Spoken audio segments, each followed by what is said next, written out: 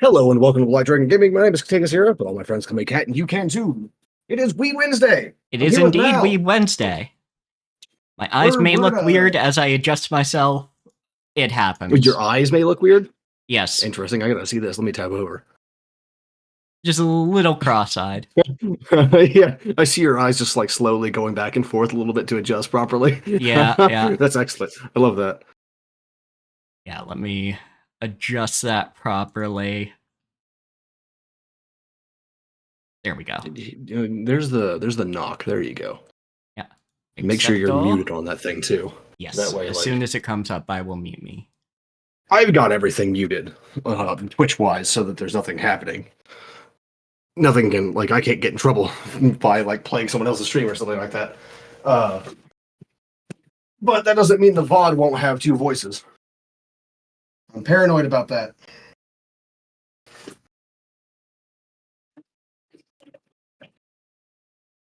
There we go. All right, it is muted. All set up now? You good? Are your eyes properly focused and not cross-eyed? More or less. It'll have to work, huh? Yeah. I just have to sit back a little bit. There we go. They're always a little floaty with this. I have to actually get my fucking... Since I got it, get the iPhone set up. So I can have proper tracking.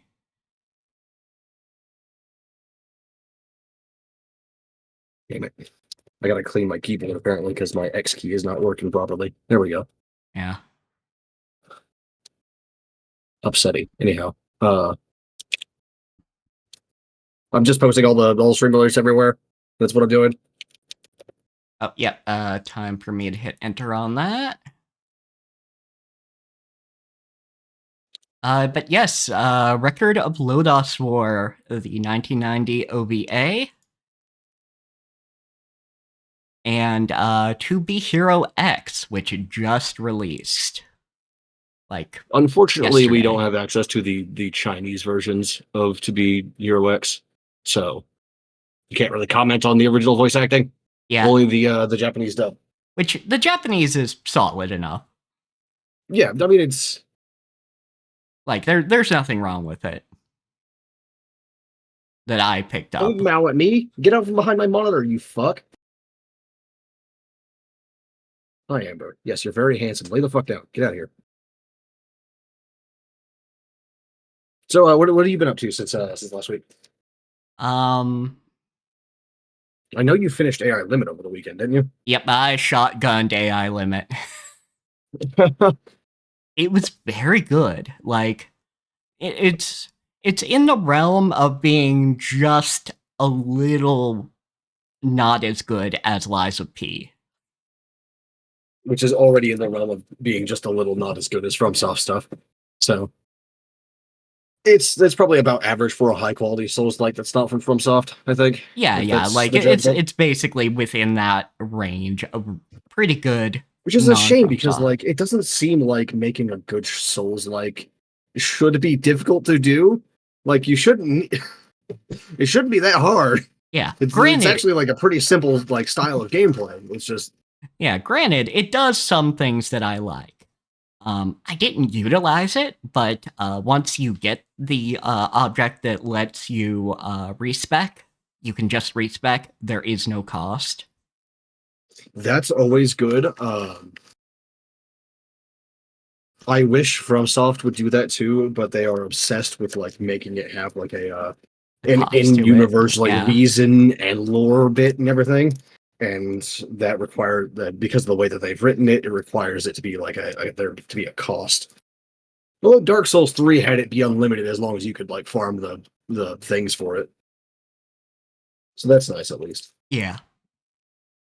Yeah, and I think there's only like 5 without doing PvP. Yeah, and then you could like just farm them otherwise.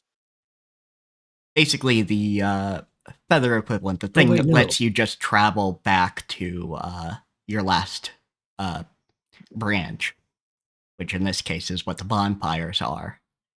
Yeah. It doesn't remove your souls, or it doesn't remove those. It just takes a long time ish, so you can't. So it's fine for you to use it. Like it's not annoying to use. You just can't use it in combat. Fucking bet. I have used more than enough homeward bones in the middle of a fight to be able to pull this shit off. Bet.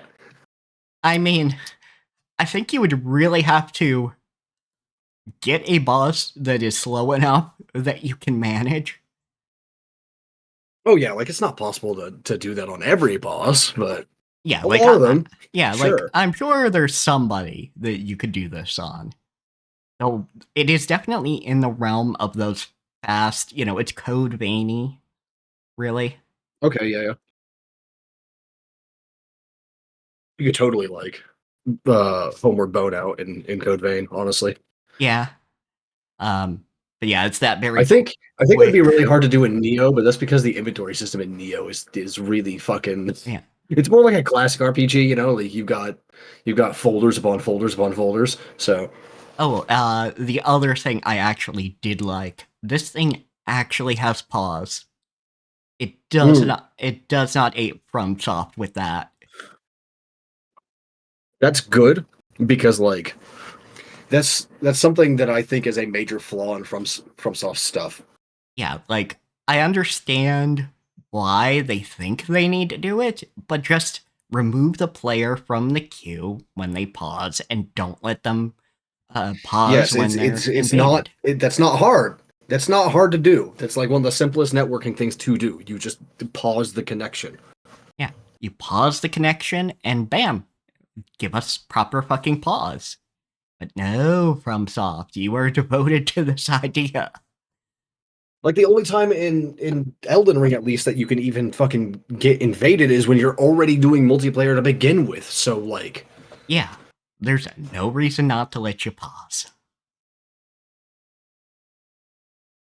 But yeah, Neo also has a pause, but you got to hit two keys for it instead of one. You uh, go into your you open up your inventory menu or your slider menu, whatever the fuck you want to call it, at the top. Because when you hit like start or whatever in Dark Souls or Bloodborne or Elden Ring, it opens up the fucking yeah, the menu, inventory and once screen, you yeah. do that, you hit another button, and in Neo that just pauses it. You Okay. can't manipulate your inventory from there, but it just pauses the game. Yeah, in this case, you can manipulate your inventory, Okay. um, which I did utilize to just go, okay, I don't have this particular restoration thing equipped. I am just going to use it from the menu. You know, See, so I like not having a pause for that part because it means like you got to rifle through your bags in the middle of combat. It's like, oh shit, I didn't put this on my belt. I need to rifle through my bag in the middle of a fight to do this. that is fair. I I like that. understand the feeling. Ugh. Uh, Ember, you little fucking monster! I got up for 2 seconds to adjust the fucking chair pad underneath my chair, and you just steal my seat. Get the fuck because out of of here, course. And yeah, asshole! as I told Kat, but I did not tell you, wonderful audience, Malaire is the best mage in any FromSoft game. Why? Because she uses the bonfire as her catalyst.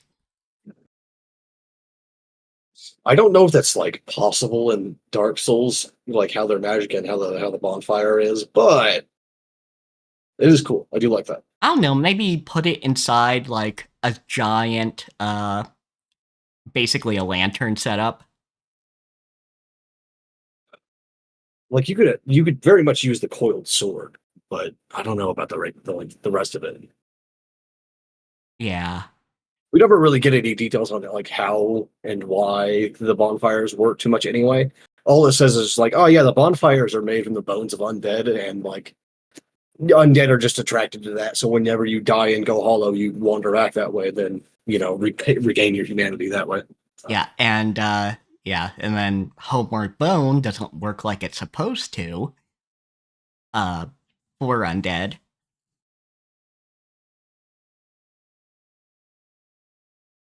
Yeah, the miracle at least does it for sure. Yeah, I assume the homeward Because it's bones. supposed to take you back to your actual home, but because undead can't fucking remember their actual home, it just takes them to the nearest bonfire. Yeah, or even if they can remember their home, still nearest bonfire.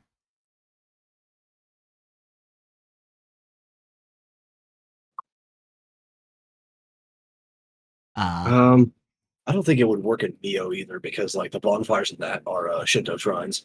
yeah, I mean, I guess you could just fucking put an entire Shinto shrine on your back. Yeah, you could, I guess.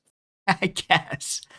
Um, Be really fucking heavy, but yeah, I suppose so. but yeah, specifically, she kind of broke how exactly that works for how the bladers, which is what your character is, are connected to the branches. So she could not be manipulated by the thing that controls the branches. I think in Bloodborne it could work. You know, like hanging a lantern off your weapon. Yeah, probably. Though I don't know if those are like actually all that magical or if they are just entry and exit points. From the dream. Yeah. Yeah, from the dream.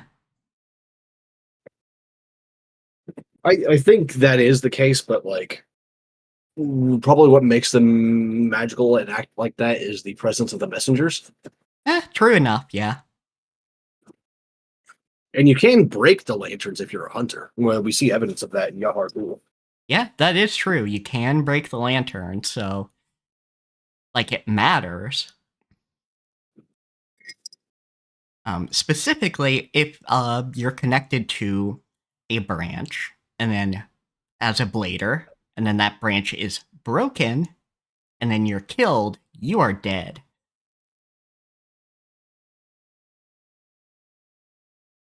Where that is not the case otherwise. Womp womp. Sucks to suck, become mortal.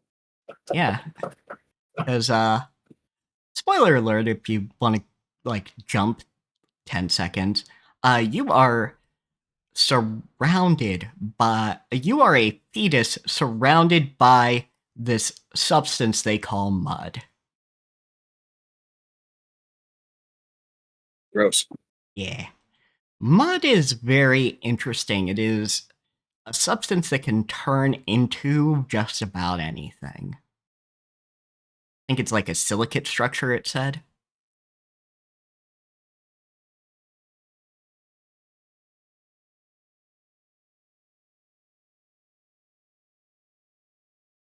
And it's also the only reason people can eat anything because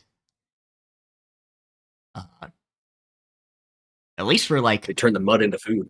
yeah, they turn the mud into food because about a century ago plants went extinct. Fucking womp womp. Yeah, fucking womp womp. I have to believe it is only the mud keeping the fucking atmosphere or something. Well, a lot of our oxygen is created by algae, which is not a plant, so Yeah, but also I'm not sure how well the algae's doing either. that's fair. Because the mud has absorbed all of the water. It can. It still goes through the water cycle, so when it rains, it's still pure water. But I don't know if Gross. the algae can survive that.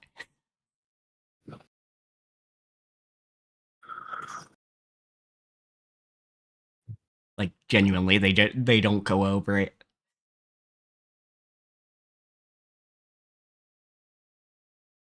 It's a very interesting setting. Definitely sci-fi meets magic,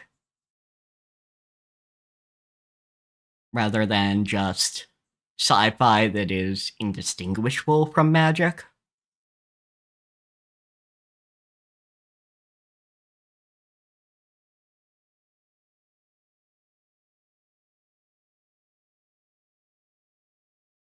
Anything other than AI limit that you've been doing? Um, no, I can't actually think of anything. I've mostly been catching up on my reading, trying out a few new ones. But did I talk about Diablo 4 on the last episode? You talked a little bit about Diablo, I think. I think I was only like a day or two into it at that point, so like I hadn't actually gotten to see much. I was like in chapter 1 still, I think. Yeah, you probably have But way at this more point, to like talk about. gone through the entire story, or at least the entire story of the base game. I haven't done Vessel of Hatred yet, which is the most recent expansion. Um, I hate how much I like it. Yeah, that has been the refrain in your Discord messages. I've been saying I've said that multiple times. Like I talked about it yesterday on stream with Nate. But for the people, like I'm saying it again for the people who don't watch the Elden Ring streams and are like just watching the Weeb Wednesdays. I fucking hate how much I like Diablo 4. If only it weren't made by Blizzard. Oh my god, it is everything that Diablo 3 should have been. Fuck. It's so upsetting. Yeah, unfortunately, one of the worst companies you know actually made something of a banger. Yeah, and like before anyone like ats me in the Discord or in the comments or something like that, I didn't pay for it, all right? I'll leave it up to your imagination how I got a hold of a copy, but Yeah. I didn't pay for it. Blizzard got none of my money. Yeah, no, we do not give Blizzard money. Like the last thing I bought was like Reaper of Souls when that came out fucking like a decade ago. So Yeah, we do not. so I have not done anything with them for a very long time at this point. Unfortunately, horrible people can cause good art to be produced. Yeah, 2014. So over a decade now. And like I actually discovered during my while playing Diablo 4 and looking into things and like poking around why Diablo 3 is the way that it is. Oh. So during the development of Diablo 3, Blizzard kept borrowing people back and forth between the Diablo team and the World of Warcraft team. Oh no, that sounds like a recipe Yeah. for fucking disaster. So now we've got this sort of half Diablo, half Warcraft looking game in Diablo 3. And that's why it's written the way that it is, and that's also why Diablo 4 does not acknowledge the Nephilim at all. Ooh. It is not anywhere in the story or any note or anything that I can find acknowledges the Nephilim of Diablo 3. Which is, I guess, why they're not showing up to solve the problem, is because they're just retconned out. Not completely, of course, because Lorath Nar is still there. That's a character introduced in Reaper of Souls. He's one of the new Horadrim, and he's the new Cain of Diablo 4. He's the grumpy old Horadrim man that like talks and gives you lore. And I like him. I like the new Lorath Nar. I like the old one too, but the old one didn't have that much personality. He was just like some young guy. But now he's like, 60, 70 years old and grumpy as shit. So I like him. I like grumpy old dudes as character archetypes. It's great. I love that shit. Oh yeah, absolutely. The grumpy old dudes can definitely like work. Yeah, so like anyone who's followed me or has talked to me or anything about Diablo understands why I dislike Diablo 4 as a concept. The story, I mean. Like fundamentally, the premise of the story is that Lilith has returned, which is okay. She was never killed. She was never trapped in a soul stone somewhere outside of our reach. She was just banished for a while, so she has returned, summoned by some ancient magics. Okay, cool. What I hate though is the next bit. She's returned and she's turning humanity into an army to use against the lords of hell and the archangels of heaven. Oh And dear. that's just not okay because someone trying to do that is exactly what got Lilith banished in the first place. Like her response to someone doing that in the first place was to almost pull a Gwyneth and genocide some motherfuckers. And Ah. Inarius was like, yo, you can't be doing that. Like, I can't kill you because, like, you're my wife, but I can't let you stay here if you're going to be doing shit like that. and banished her to the Void, which is the area in between worlds. Yeah. So like her returning to, she cared about her children too much to use them as soldiers is the problem here. And she's doing it in Diablo 4. So I fundamentally disagree with the premise of the story based on like what we know of Lilith in previous lore and previous storylines and shit like that. Yeah. The rest of it, however, like despite that, if I took Diablo 4 as its own thing without the rest of the expanded lore that we get from the books and the rest of the game, the other 3 games, not counting Immortal because fuck that trash. Discounting that, taking Diablo 4 as its own standalone thing, I have absolutely no problems with the writing whatsoever. It's great. Which pisses me off even more because like the premise is that Lilith is back and turning people into demons. Yeah. Or not demons, but turning them into a war, like our army to fight a war with, which is exactly the opposite of what she had always done in history. Yeah, Inarius also features in the story, and his behavior tracks with what we know of him. Right? He's an asshole because he was tortured in hell for a while, but he doesn't hate humanity. But so like he still like kind of hates Lilith for what she did and everything now. Yeah. And he goes on to do some awful shit, etc. Because as we know by now, angels are not always nice. They are on the side of order, not good. And that's why the priests of Wrath must say fuck you to the angels and the demons, not just the demons. Anyhow, so Inarius does his shit, and I think that's fine because of what we know about him already. It tracks, but like Lilith suddenly returning and turning her children into an army out of nowhere with no lead up is just... Yeah, like if you want to go... I can see her doing this after like being in Sanctuary for a while and us seeing more stuff happen to her to change her mind, right? Yeah, but, like absolutely. It didn't happen here. Yeah, like, a character can be driven to things that they otherwise would have detested. And you can do that, and that can be amazing storytelling. Yeah, the only other issue I have with the writing is that at the end of the base storyline, you of course kill Lilith in single combat because you are the hero. Yeah. You're not a Nephilim, or at least you're not acknowledged as a Nephilim. I'm pretty sure you are, but whatever. Yeah. Because you also kill like Andariel and Duriel in single combat as well throughout the story. So it's sort of like, yeah, if you're not a Nephilim at this point, what are you? Yeah, if you it's kind of like if you weren't a Nephilim before, I kind of think you bathed in enough of their blood at this point.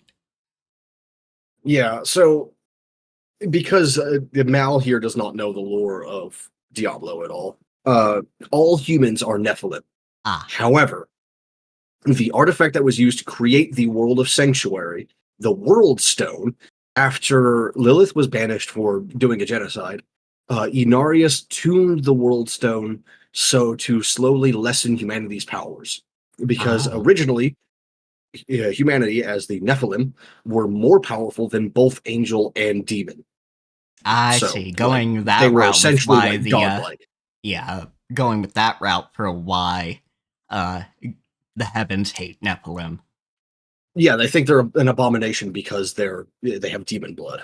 Yeah. Despite their propensity for order and all that stuff, humans still have the capacity for sin, and therefore, fuck humans, I guess. Yeah. But anyhow, Inarius tuned the World Stone to slowly weaken humanity over several generations, and therefore all of the Nephilim slowly died out as they were killed in accidents and battle and so on and so forth.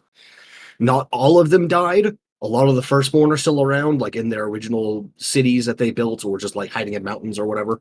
And in fact, you meet one in Diablo 3, but he doesn't realize that you're a Nephilim as well and tries to kill you. Because Nephilim don't really look all that different from humanity, right? Yeah. They just look like us, but they're better with magic, basically. And then in Diablo 2, in order to prevent Baal, the Lord of Destruction, in the so named expansion to Diablo 2 from corrupting the the World Stone. Tyrael, the Archangel of Justice, destroys the World Stone. Therefore, the thing that was preventing humanity from being all that they could be is now gone. And that's why you start seeing Nephilim again in Diablo 3, because it's like 20 years later. That's enough time for a new generation to be born and the Nephilim to start sprouting their powers again. Gotcha. And at this point in Diablo 4, in the timeline, Diablo 4 is another 20 or 30 years after that. So, like, pretty much all of humanity should be Nephilim by now, but they're just not for reasons. Because Diablo 3 has been retconned, I guess. Yeah. I don't know. I don't know. It could be anything. Some people might just be late bloomers.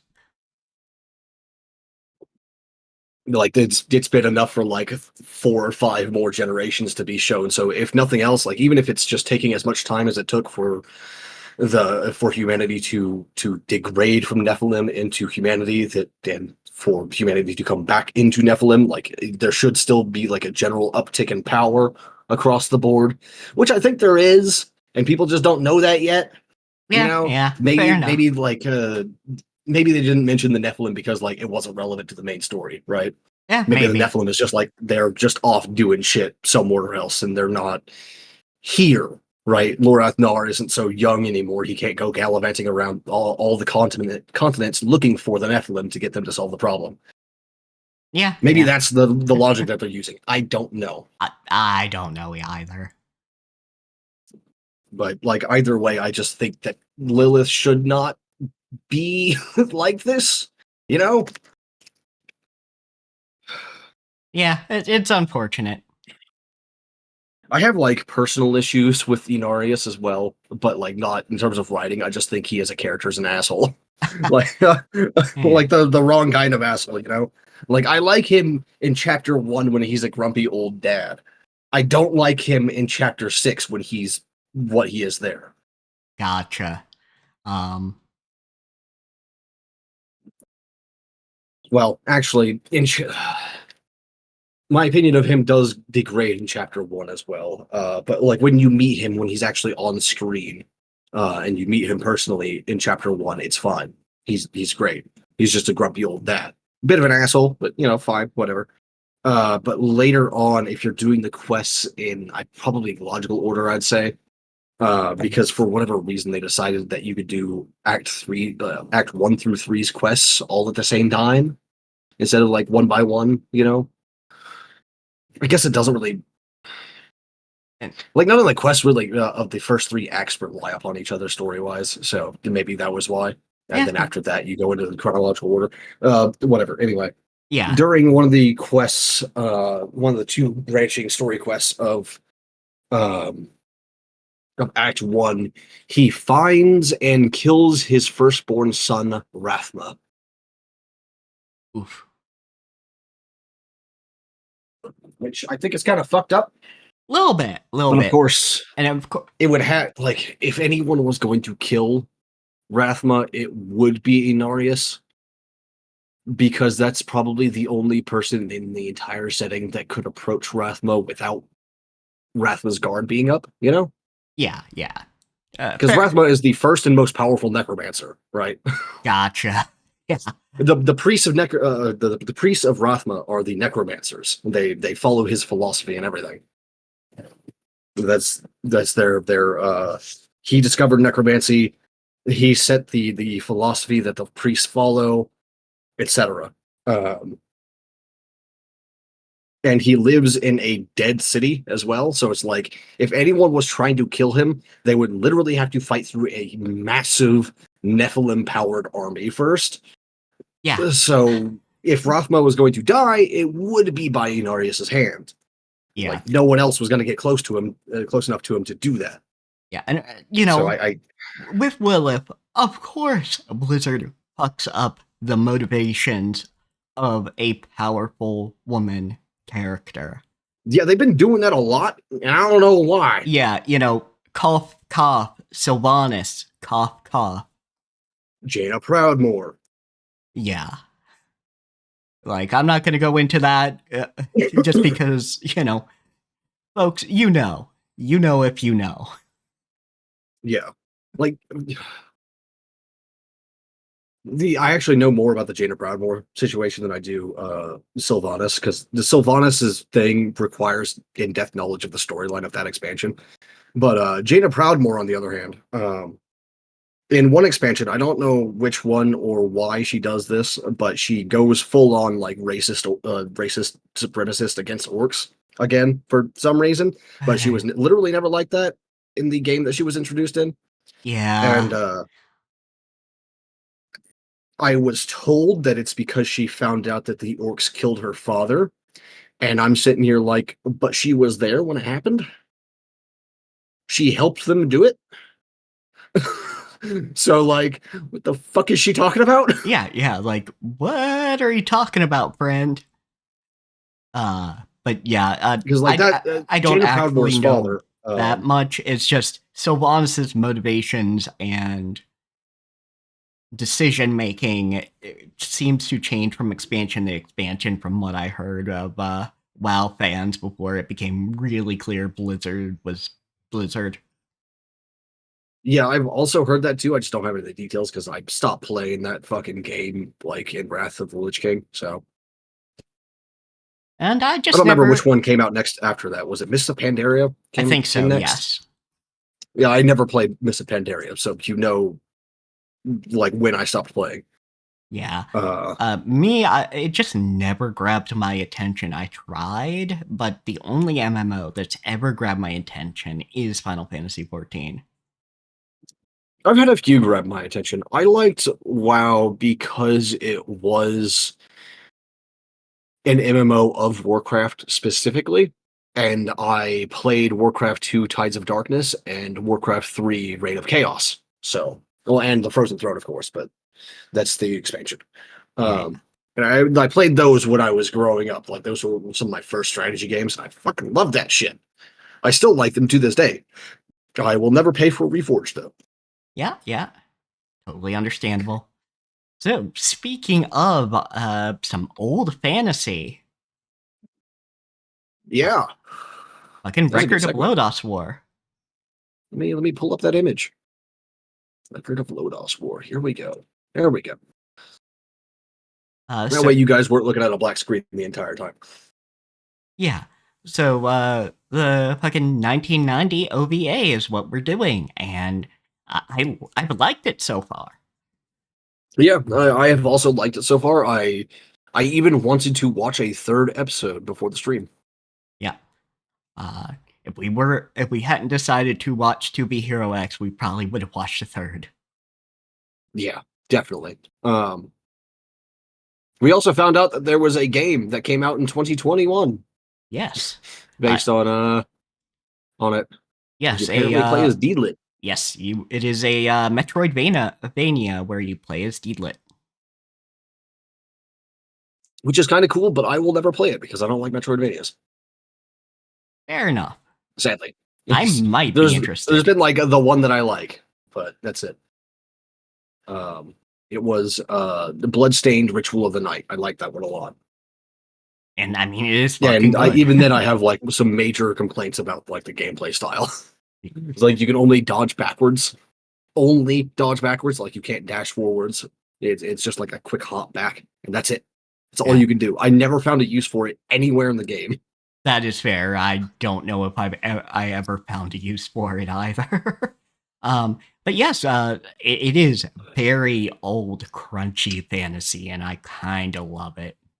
Like, yeah, like I as during the intro, like it gives you this whole ass mural and everything, and I'm looking at these dragons, and it's just like, oh shit, that's like straight up out of like Advanced Dungeons and Dragons monster manual right there. Holy shit, dude. Yeah, exactly. Like just advanced D&D. Just AD&D type dragon shit. It is real good indeed. And like, I know Lodoss War didn't expect to alter how people drew women and elves in armor for the next 3 or 4 decades, but fuck, man, come on, Yeah. please. Granted, why do you like this? Granted, bring back those fucking shoulder pads. At least. I don't know that like. I don't like the really big shoulder pads because like I have practical issues with it. Yeah, no, I get That's you. really fucking heavy, and they get in the way. But You're I do not like that wrong. fucking cloak she's got on. That's the good shit right there. Yeah, the cloak's nice. I don't know. I kind of like that it gives her a very unique silhouette. Oh yeah, there's that. Like it's a good design from that standpoint. I just think that they probably could have done that in another way.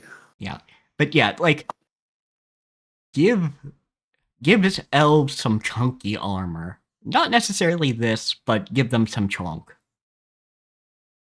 Dude, I fucking hate like elves always wearing nothing but like some leathers or some shit like that. I hate it so goddamn much. Are you? Oh, Yeah. like I don't know where the trope comes from either, but I fucking loathe the like vegetarian elf thing. I hate it Yeah. so much because, and I wish Nate was here to back me up on this, but uh obligate herbivores, as in creatures that have to eat vegetables or vegetation in general, like grass, fruit, whatever the fuck, they still eat meat when it's available. They still do it. This is what like one of the reasons why deer are so fucked up. Yeah, 100%. They absolutely can and will eat each other when they die. Yeah, there's shit like that. There's anti-cannibalism spray for chickens. Yeah, and like cows will fucking eat stray chicks near them. Yep. Like this is, even if you are an obligate herbivore, you will probably still eat meat. You won't turn your nose up at it because it's easy calories, man. It's easy calories. It's right there. You might as well. Yeah. And it's the same for like the other side of the spectrum too, with like obligate carnivores. They will still eat some vegetation. Like cats. Cats eat some grains in the wild. Yeah. They'll eat some grains, grasses, some fruits and shit. Yeah. That doesn't mean you should feed your cats No. vegetables. Don't do it. That's already in their food. The amount that they need is already in the food. Yeah. The amount, at least if your food's any good, like definitely research your cat foods. And like another part of it is like, at least for obligate carnivores, when they eat another animal, they also eat the stomach, and that includes everything in it. So they have to be able to digest that. Yeah. So like I hate because they also try to justify it in setting by saying it's like, oh yes, they're the caretakers of the forest, blah blah blah. It's like, okay, yeah, but that means that you're probably gonna eat what you kill to not waste it. Yeah, absolutely. If you have to hold the numbers of something that is becoming destructive, you fucking eat it. Yeah, you're gonna eat it. You're not just gonna let it sit there and rot. Yeah, like, don't get me wrong. You know, there are vegetarian cultures, there's things like that. I'm not saying, we're not saying that's bad world building, but elves specifically don't have to continue to always be the vegetarians. Yeah, which is actually why I have my elves and Well of Souls eat more meat than humans do. Their diet is like just about literal half and half, unlike humans where it's more like 2/3 to the 1/3. Yeah, which Yes, Americans eat too much meat. We eat too much meat. It's unnatural, literally. We shouldn't be eating that much meat. That's one of the reasons why we get sick a lot. Yeah, big fucking surprise. America eats way too much meat. I fucking don't, but that's me. I know, like I talk about like how much I like chicken or beef or whatever the fuck all the time. But I don't actually eat that much. I eat roughly what you should. I don't think I actually measure it or anything, but I eat roughly the amount you should. Yeah. But yeah, I like Deedlet's silhouette quite a lot. I'm pretty sure Record of Lodoss War started this too, but these fucking ears! Oh my god! So stop! Yeah. These things are getting chopped off. Come on. Yeah, we were discussing, though it is interesting that I don't know. For some reason, the shading is a little different. It's not quite as. It might just be where we are in that one photo, but I don't know. There's something about the shading and curve of it isn't quite like stuff later. It gets like straightened out almost in a lot of stuff. Yeah, but like as you can see in the image that I've got up on my end, which is promotional art from that time, from that OVA, that's just like a mistake in the drawing for the OP, Ah, gotcha. because that's where I took that from, is the OP. And you can tell that there's a lot of little anatomy mistakes that go on, like in most shots. What's his fuck? The dwarf, I can't remember his name off the top of my head. Yeah. He has enormous hands and feet, but that's in that one shot that I sent you, but that's not actually how he's shaped in most shots.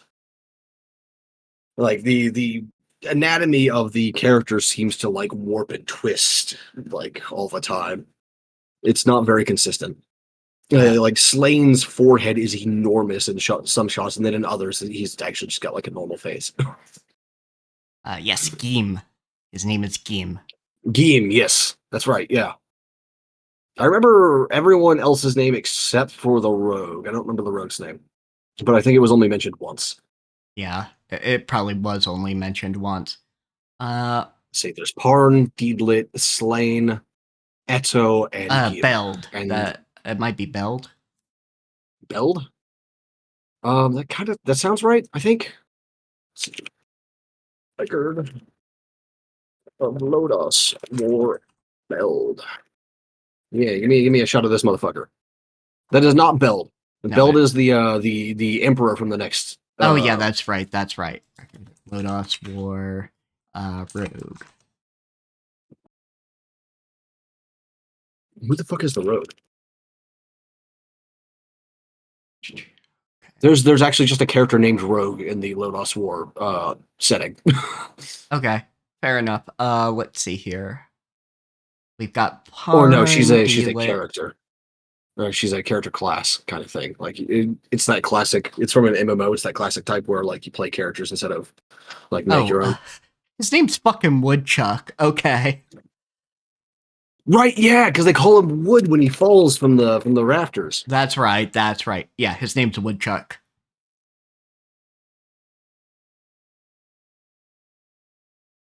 Apparently, Woodchuck is a nickname. Judging from the wiki here, I'm not reading past this first line, but apparently his real name is Jay Landcard. I fucking no context for that. Maybe that's just like a normal ass name for him. So we've got Eto and Slane.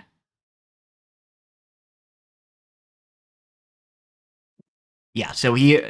So is Sword World set in the same setting as Lodoss War? Let me see. I think it is because I'm reading here. This is part of the Sword World thing that elves and dark elves like sided with one or the other of the major gods during the War of the Gods. Yes, indeed. It does contain Lodoss Island and other things that this person has written. That's kind of cool. Yeah. Like I do think that is pretty cool and explains why it is quite popular. Just, in Japan. Yeah, since there's like actual like content that is good for it. It's actually, that's really fucking cool. Yeah, let's see. So Bard, Fighter, Priest, Ranger, Sage, Shaman, Sorcerer, and Thief are the 8 classes.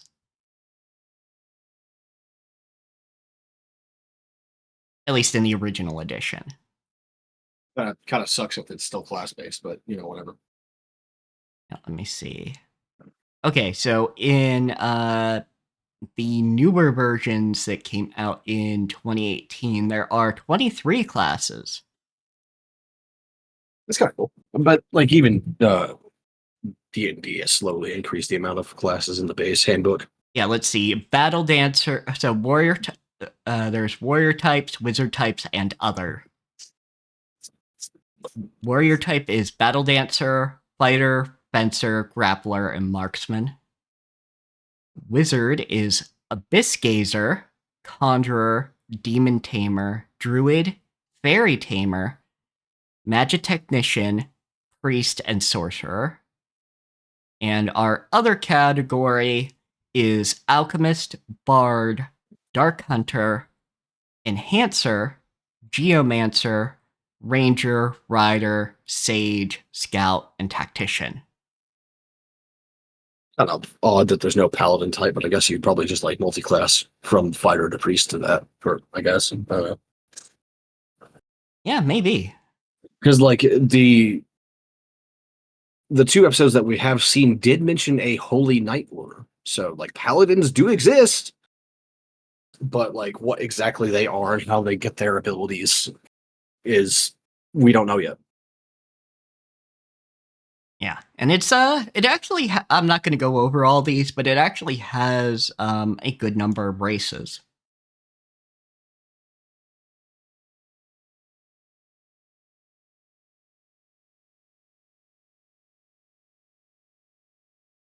About like 17, it looks like. I wonder if the mural that we saw and them calling the god of darkness an evil god is just like propaganda from the modern church or something like that. Yeah, it could be, because, war will do that to you. Yeah. It was like they are the losers. They are the losers. So, I would love to see some fantasy where people actually worship the gods of darkness, like the dark gods, and have it not be some fucked up weird shit. I think I kind of want one where it's like the gods of darkness and light are all part of the same pantheon and are all worshipped at the same time, and not separated by like culture or anything like that. They just sort of, do. Yeah, no, I get you entirely. But anyhow, we start in media res, in the middle of their adventure. Yes. Of the party's adventure. Which is kind of neat because we actually get to see that they're pretty competent, but they're not like hero level yet, at least at this point in their story. Yeah, they're kind of mid-level at this point, I would wager. Yeah, probably like in D&D terms, like level 8, level 9, somewhere in there. Yeah. Fucking cat. Shut up, nerd. Anyway, so they're passing through like the Great Dwarven Tunnel, I think they call it. It's like a highway underground for dwarves that they built a long time ago. Lots of trade, and lots judging by the state of disrepair, it's also been abandoned for at least a few hundred years for whatever reason. Maybe the dwarven society that built it fell, or maybe they were just forced out of the area by some cataclysm. I don't know. We don't know yet. Yeah, but it definitely like looks pretty cool. I like it a lot. Reminds me of the Deep Roads. Yeah, absolutely. Has that kind of vibe to it. Has the kind of, oh yeah, this is old dwarven culture.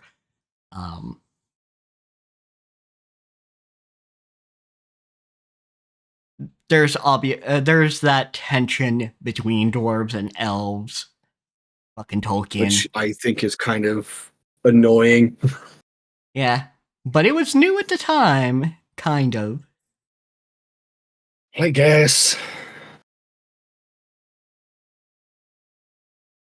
It's just another one of those situations where it's like, well, actually, I can't even say that because we don't know why there's a tension between elves and dwarves in this setting. Yeah, in this setting, we don't know. Far enough to actually know.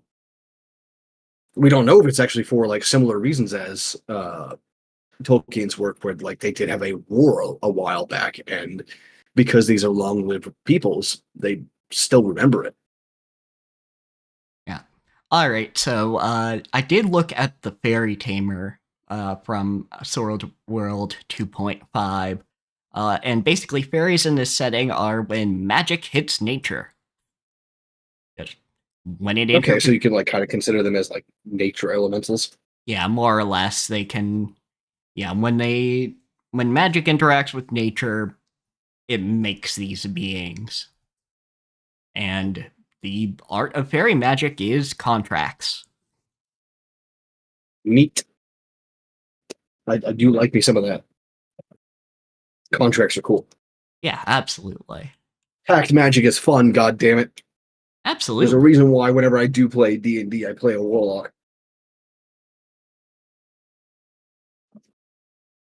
Yeah, I mean, there's I almost cool never shit go there. for like demon deals though. It's just kind of weird.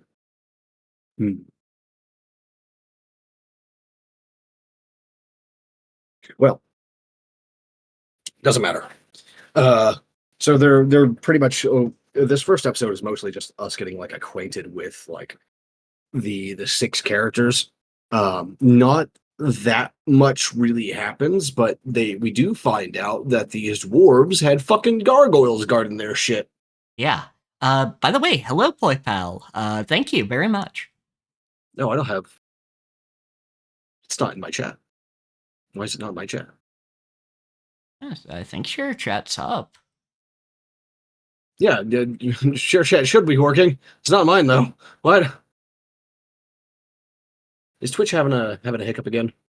Oh, network issues. Of course. Fuck you, Twitch. All right. Well, I'll just keep both chats up at the same time then. Twitch do be drunk a lot. Yeah. This happened last time on stream too. It's kind of fucking annoying. Twitch, you bastards. Yeah. But yes, welcome in. Welcome. And yes, Mal's new avatar is very cute. Yes, though they are working on. I do have someone working on an even more detailed one. I am very excited. every time Mal sends me like work in progress like snips and screenshots, like I do this every time, and I know the joke's probably getting old at this point, but I can't help it. I just post a picture of Farquaad pointing and go titties. Yeah, because of course, if I'm going to be anime, I'm gonna have titties. Slime waifu, it works. It works. Non-binary slime waifu. Oh my god, that just reminded me that Jeff Thu from Mother's Basement called called Dr. House a real life waifu. Damn it. That's kind of amazing. Anyhow, I really like the yeah, waifu is as gender non-specific as dude. Yeah, absolutely. And to be honest, I think husbando is too. Yes, absolutely. It's assigned more by vibes than it is by gender. Yeah, absolutely. But yes, I do like the magic in this. Yeah, I've been really enjoying how they've been doing the incantations. Like we do hear parts of the incantations, but it's like they mutter under their breath too much for the people doing the subs to actually hear what the fuck they're saying, which I think is a really nice touch. Like you hear parts of it, but you're not going to hear the whole thing. Trying not to give away what spell they're casting, so they're going to be saying the words quietly. You know, yeah. I like that. I like it a lot. Yeah, absolutely. What we do hear in Steam and subtitles actually is very good, like very evocative. And some of it may just actually be incomprehensible, like muttering. Yeah, I couldn't really tell because of the audio effects and how crunchy they are. Yeah, absolutely. And I like. I mean, it's from the '90s. This shit's like even older than I am, so it's like, yeah, of course the audio's crunchy, right? Yeah, and I rather like how understated some of the magic can be. Like they don't have to have a lot of visual effects with some of this. In fact, yeah, except for that one time that Slane goes full disco mode. Yeah, except for that one time. But like the barrier that Slane uses turns into a fucking strobe light. Yeah, the barrier Slane uses a few times throughout these two episodes, we don't even see. Like that is an invisible barrier. Yeah, it's just like a barrier of raw force. We don't see shit. Yeah, all we see is the effects, which is it does make the gargoyles crumble. Oh, I think that first one was rather than a barrier, like an anti-magic field, I guess That's not quite what I mean, but like basically like Yeah, kind of a dispel sort of thing. yeah, like a banishment, but not Yeah, banishing. like Just sort of deactivates the gargoyles. yeah, remove this false form is something he said, basically. Oh yeah. So like that's not a barrier. That's more like a because I can't remember the fucking incantations very well. Yeah. Uh, Yeah, I do remember like remove this false form, and I'm like, what does that mean? And then the gargoyles start falling the fuck apart. yeah, like he just removes the magic that is keeping them animated, which is kind of cool. Jeez. Okay, what now? One night in AoE makes the gargoyles crumble.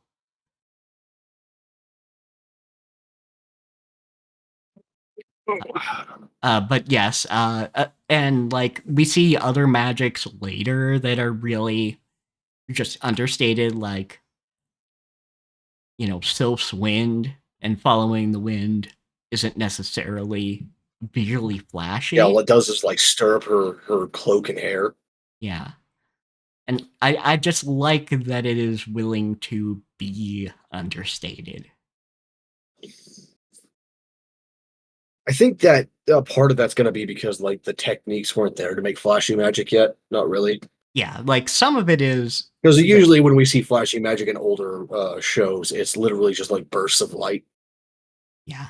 Yeah, it is flashbangs. But like I don't know. It's before the Whether Pokemon episode, so like it's just like flashing lights. whether it is limitations or distinct aesthetic, I rather like it. Yeah. Uh, as they say, like restriction breeds creativity and all that shit. Yeah, exactly. And it looks nice, and it is a nice contrast to a lot of modern anime, which I do still like me some flashy ass combat in modern anime. I just Yeah, like like the free range magic is great. yeah, It is flashy though. yeah, like 100%. You can have cool as fuck flashy magic, but I don't know, just that difference in contrast is something I'd Yeah, like like even some now things I'm to thinking look about it, at. like even stuff like telekinesis have like colors and lights associated with it in modern anime, huh? Yeah, pretty much. Like Rather than simply moving the thing, like it glows some color. yeah, it glows some color to indicate, yeah, this is being interfered with magic, or um, the sylph's wind might actually have a visible green wind.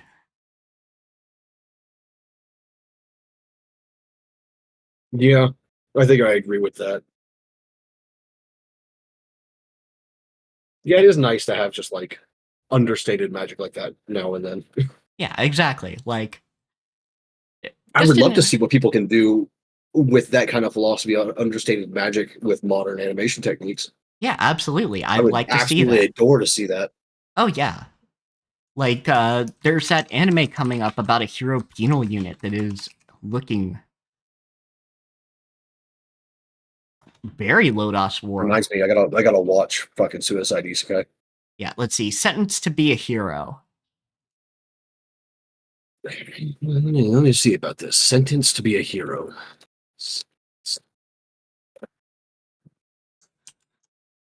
Like especially Prison records of Penal Hero Unit 9004. It's a Japanese light novel series. and yeah, like that key art that I sent over, and it looks like it's going to be released in October, so we'll probably watch that along with Ranma. Oh, I think I've seen this. I think you sent me that at Yes, some point. indeed. But yeah, that feels very Lodoss War in some ways. Yeah, I mean, we'll have to see like what the magic is like when it actually comes out. Yeah, absolutely. Like, in fact, I'm not gonna play the sound, but I will play the trailer just to Yeah, shove that see. over here. Let me see. Sure. Let Moment. me put my eyeballs all over it.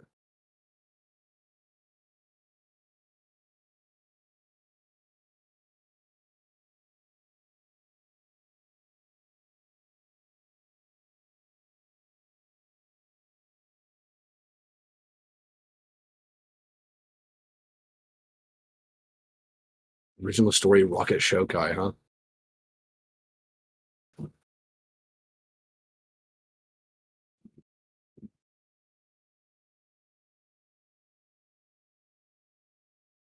Looks like there's 3D animation on the monsters. Yeah, yeah. Yeah, Not on the blight that they're showing though, but like the big. Hmm.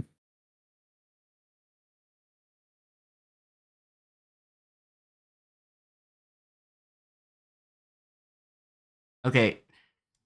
You didn't have to be direct with me. Do what? I'm looking at the subtitles.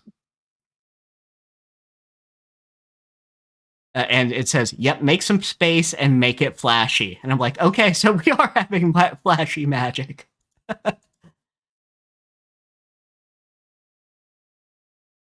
I like the art style though. Yeah, absolutely. Like, it definitely has some of that old grit while still being modern animation. If that makes sense.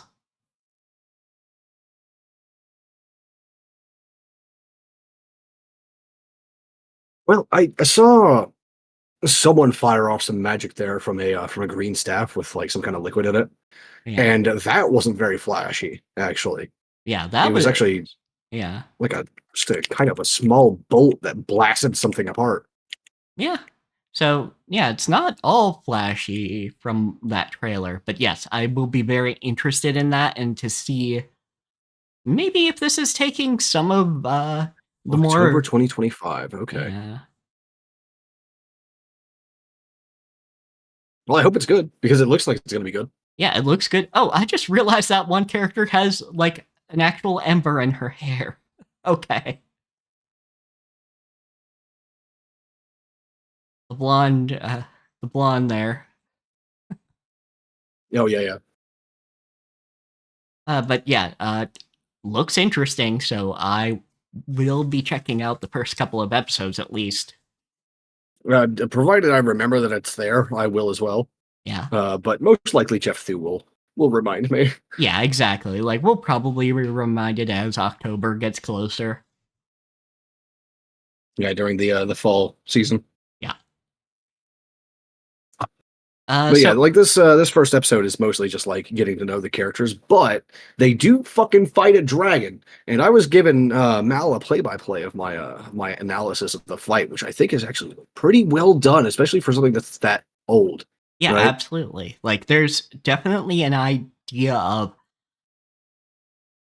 okay, here's what's working and what's not working, and here's how you can adapt to the situation because uh Parn's sword wasn't doing shit when he was just But swinging it. then Game's axe, with all that weight behind it, focused on that heavier not edge alignment, edge geometry, actually like chops through a bit, which is great. Yes, that's exactly what it's for. It's for busting armor like that. Yeah, and Woodchuck gets a crit in the eye where we can.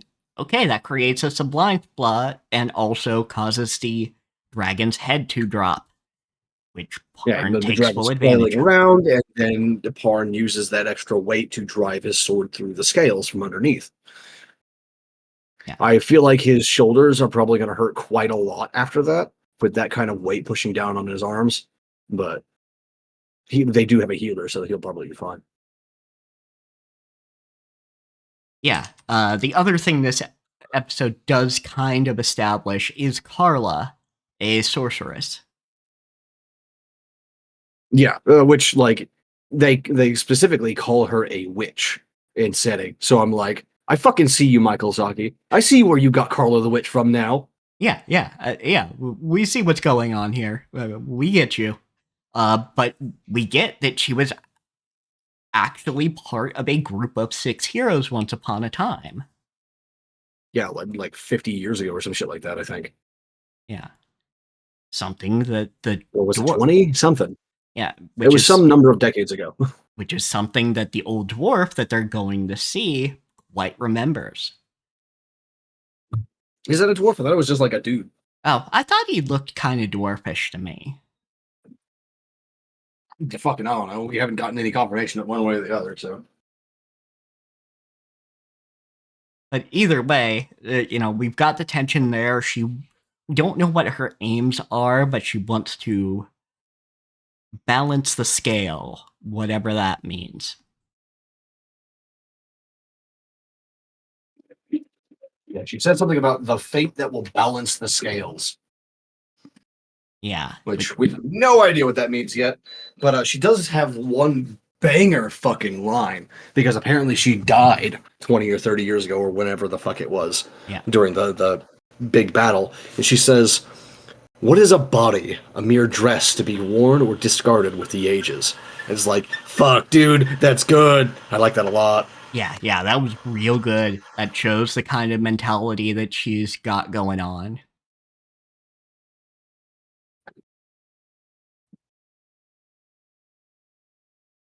And also she has the epithet, the Grey Witch. I'm not going to read any further into that wiki article, but nice. Yeah, I have no idea. I think we need to redo the Share knob chat. thing. Because I've had that fucking thing popped up on the little warning on the side for a while now. Okay, now it says share chat started. Okay, cool. So there was just like a hiccup when we first started it. Okay. We'll have to look for it to actually say it started next time. Yeah. Fucking, I wish they would just bring back squad streams. It was so much easier. Yeah. But whatever, it's fine. Yeah, so this episode, they get caught in they did get caught in a trap that Deedlit triggered by grabbing like a staff looking thingy. Yeah, so she and Parn get like dumped down. Which is it's kind of interesting that there was just like a trap like sitting in this fucking hallway of this place that people actually like use. Yeah, because like her hand gets caught in that thing. It's not like she could have slipped out. It wasn't like, oh, you just found a secret elevator and whoops, you're going down now. It's like Yeah, they were it's not like a trying to pull her crumbled out. elevator or anything. That was an actual trap. But I guess it depends. Like, oh, war is upon us. We're gonna trap the hall. Fucking maybe, I don't know. There's never any like really good justification for having traps in a lot of dungeons anyway. Yeah, just like in fantasy, we just sort of accept that there are traps there. Yeah. But yeah, or at least like big complicated ones, like you like snares and like punji pits and shit like that. Easy to justify. Yeah, someone dug them and created them afterwards, after the place fell to ruins. Yeah, absolutely. But yeah, generally speaking, cool shit in this episode. And then next episode gives us why the majority of the group came together.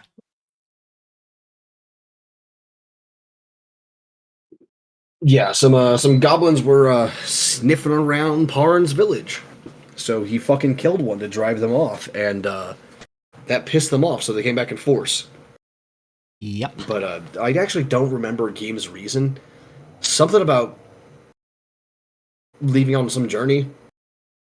Yeah, he's looking for a daughter of this woman named. He's looking for a daughter. The name of the woman whose daughter it is named Niece. I don't remember what the girl's name is. That's right, it's Lelia. Okay. So I remember that. Yeah, and for which is interesting because Niece has a fucking dragon friend. Yeah. Fucking dragon looks like a weird fucking slug, though. To me, it looked like a fucking dinosaur, almost. What was that dragon's name? Bran? Bran? Something like that.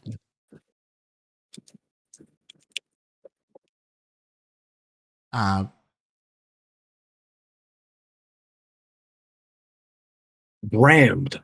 There we go. But yeah, I am curious what's going on with that woman's daughter, especially that she's been gone for several years. I don't think you should automatically assume just because she fucking ditch that she's dead, though, ma'am? Yeah, probably not. Though she may have been kidnapped or something. Yeah. I see why I thought he kind of looked like a slug as these fucking growths on his nose. Oh, yeah, yeah.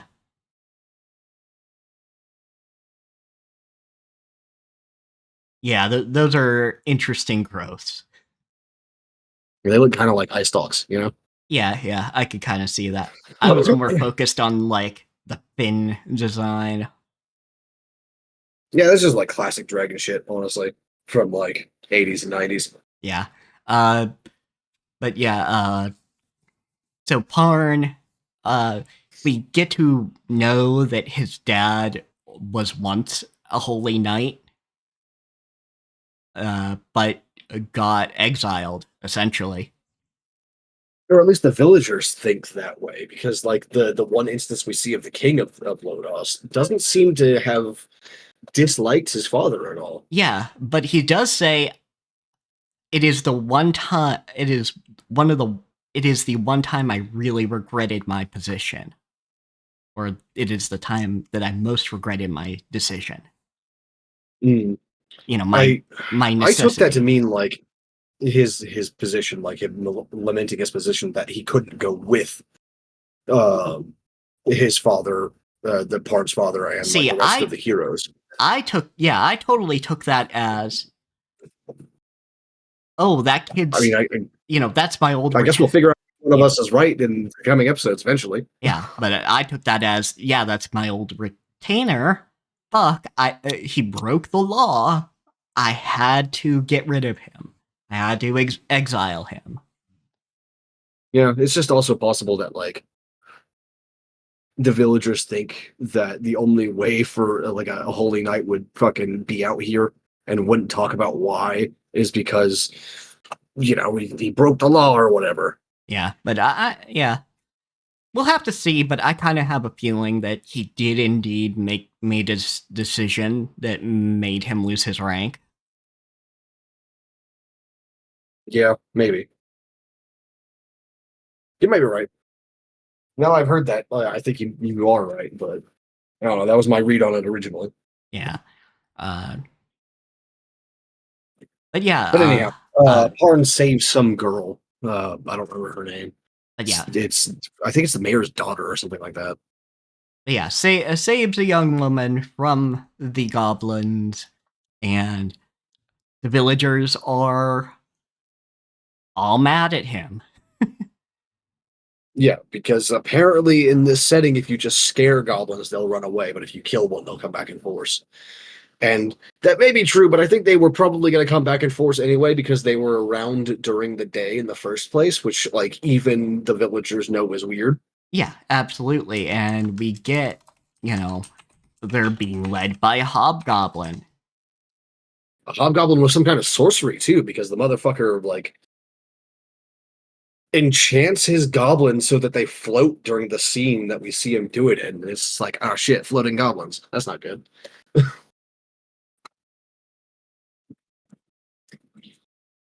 Yeah, But I don't know. Like it that I have no idea what he actually did there because again, like magic in this show is not flashy, so like there was no big burst of energy. Like the goblins just started floating and had their eyes change color, and that's it. yeah. I just assume berserker buff, essentially. Yeah, that's what I was thinking too. Some kind of like berserker mode spell or ritual. But yeah, they taunt and say things about his father. But the mayor likes him. Yeah, I'm hoping. I know he's probably not coming back because he burns his house down at the end of the episode. But like, it just, I really hope that he's not properly exiled, and this is like literally just like a way for the mayor to get the villagers to come down, Yeah, basically, to calm down rather, not come down. let cooler heads prevail, and hey, maybe you will have a good deed to your name that'll help. Like, he doesn't know this is going to turn into a whole ass adventure, but he figures, if you're going to go look into the issue, maybe you'll do a good thing or two. Yeah, because apparently even the villagers know that something fucked up is going on, in the country. No one really knows what, but something weird is happening. Yeah, they know that the skies are darkening more often and things are not going as they should.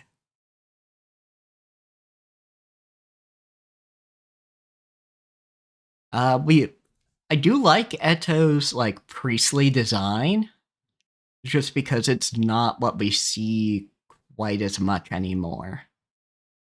Like we don't see quite some of the like the headpiece or some of the decoration there.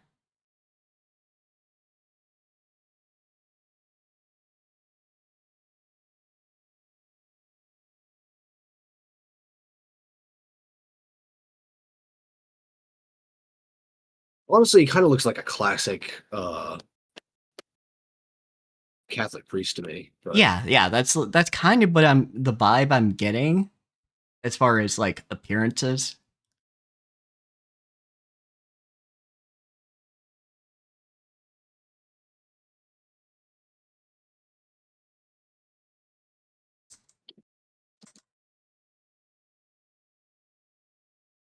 hmm.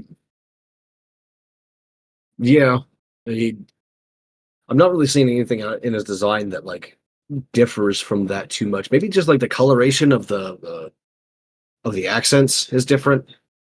There's a lot more like red Yeah.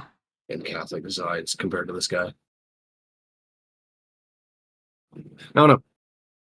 But either way, give me a minute because my housemate needs to get like choked a little bit. Need to need to go yell at them. All right, we'll be right back, folks. Where's my he meowed like very loudly as soon as I unmuted. Yeah, Fucking creature. yeah, we are back. What the where were we? I think we were I think we were honestly talking kind about of. Eto's design, right? Yeah, we were talking about Eto's design, and we were kind of wrapping up that episode. Yeah, yeah. Uh yeah, because I remember talking about the exiled. That's right. So Deedlit warns Esso and Parn when they're coming out of the Goblin Cave because they set off to like maybe kill the goblins before they could like attack, right? Yeah. Shut up, cat. Yeah, Like, they he were warns going them, he's like, hey, into. you need to get back to the village. Yeah, yeah, they were all walking in broad fucking daylight towards the village. You need to get back. So she's not part of the party yet, at least as far as we know.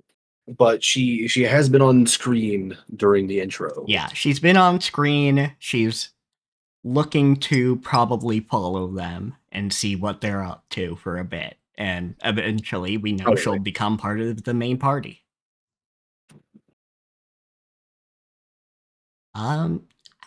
Any final thoughts for what we've done of Lodoss War? I want more. Yeah. Like it is I kind want of to just. watch more. I want more of this. I am looking forward to these 2 seasons. Yeah. Yesterday on stream, I said I didn't know if we were going to continue with Lodoss War after we watched a couple episodes, but no, I think we are. This is pretty good. Yeah, this is pretty good. This is some crunchy old fantasy. I like crunchy old fantasy. I just don't like the weird tropes about women in them, really. Yeah, and thankfully we've mostly avoided that so far. So far. Don't look at me like that, cat. Go away. Now that we've talked about something old, let's talk about something new. Some brand new, actually, only a couple of days old. To Be Hero X. Yes, which There's only one episode out right now, and it went live like 4 days ago. So yeah, which has been advertised for a bit, but it just came out just a few days ago, and I liked the trailer already. And then the first episode, I'm intrigued. Actually, one thing that I am very surprised about is because so this is a Chinese story. For people who don't know, this is Chinese. I know I said it at the beginning of the stream, but it bears repeating just in case like people are just tuning in or they just like skipped over that during the beginning. But it's a Chinese show, and if you've been paying attention to my thoughts on such things over like the past several years of streaming, you know that I find a lot of Chinese stuff to be very tropey and cliched and honestly just disrespectful towards a lot of different types of people. Yeah. But this one hasn't been so far, like at all. Yeah, no. Like the women's clothing is actually just like fucking clothes. It's weird. Yeah, like this is good. This is a joint effort between Bilibili and Aniplex. I honestly I didn't expect it to be in 3D either, but it's 3D in the same way that Arcane is 3D. Yes, it's got that same style of cell shading almost. Yeah, and it's not exactly the same style. Like it's not like they're ripping off Arcane style, but it's just the same overall 3D with cell shaded looks. Yeah, and it works well. And then they have the 2D comic book style for emphasis on certain things. I would actually really love it if I think his name is Lin Ling. Yeah, Lin Ling. Lin Ling, I think. Yes, it is Lin Anyway, Ling. our main character, his emphasis moments are in a very specific kind of style, and I would actually love to see an entire show in that style. It's good. I like it a lot. Yeah, it is a super good, interesting comic book style that really shows how he sees heroes, at least at the time. We'll see how long that lasts for him. Yeah. So, going forward, there are spoilers. Of course, because we're going to be talking about the episode, but please, if you have any interest in this, watch it first, then come back for our thoughts. Yes, it's definitely good enough to pause this video and watch it later if you're watching on YouTube or some such. Like, just watch the show before we get into this, because it's definitely good enough for that. Yeah, it has intrigue, because from the very start, we have Lin Ling. He works for a media company and is doing various promo material type videos. And he's getting... he seems to be pretty good at his job. It's just that his boss is a dick and doesn't... Yeah, his boss is a dick and just very critical, despite the fact that, as far as I've seen, those ads work wonderfully for what they're trying to do. Yeah, they're still running some of those ads like months later, apparently. Yeah. Like, all right, he released a stinker, if we want to go with that. But they're still running plenty of his ads. Yeah, because we even see one of his ads that he worked on and wrote and like was the lead designer in, actually, or some shit, whatever that the equivalent of that is in marketing. I don't know, but like our main character is actually good at his job even. And we see it later, and it's still being run like over a month after he made it. So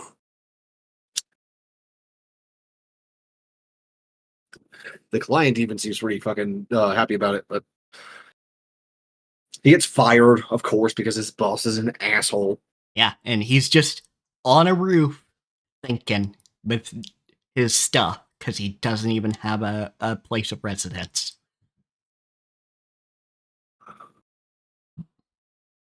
And he's in the middle of cussing out his own fucking work that's being played on the big screens when one of the hero, like the same hero he was trying to actually do an ad for just now, shows up and like gives him a signature pose, finger guns, and then just jumps off the building. His fucking death. Yeah, it literally walks right off the building, and I don't know if I can believe that what anybody says about it afterwards.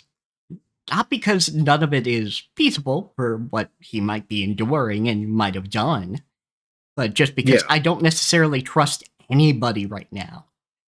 Because what occurred? Same, but actually, I did notice during the scene where he steps off the building, he looks like he tripped. Not that he's just falling, then he did it on purpose. Like his body language says to me that he tripped. He didn't expect there to not be something there.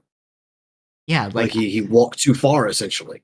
Yeah, which I don't necessarily get. Like, is this a body double thing? Is Nice? Did Nice have somebody else killed so he could, fucking give this job to some fucking person? Yeah, I don't know.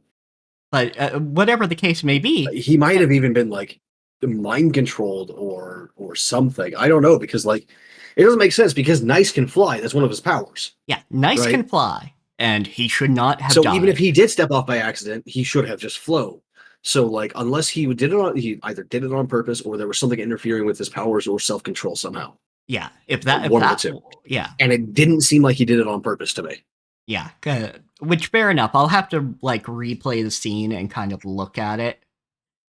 But I can do that right now actually because it's really yeah, it's really close. yeah, it's really close to the start of the episode. Yeah, it's like literally a couple minutes in. Let's see. To be Hero X. Here we go. Let's just mute this tab real quick. But yeah, he makes a great idea of anybody can be a hero, because anybody can be a hero in this setting. It is literally about trust. If people have the public's trust, they can build up a lot of power. Now, villains can work via fear, but that comes more into play later in the episode. But that's how the heroes and villains work. So anybody could be superpowered if they put their effort into gaining either the trust or fear of the public.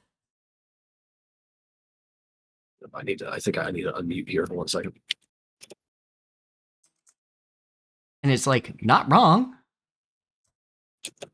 Yeah, because Nice actually screams in surprise when he falls. Oh, he does even scream in surprise, and that's not just... Yeah. Hold on.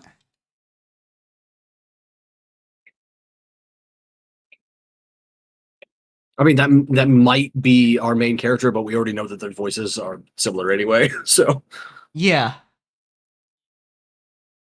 And no, he doesn't look like he's surprised, like he made a false step. Yeah, like, I must have misinterpreted the scream as his body language, but...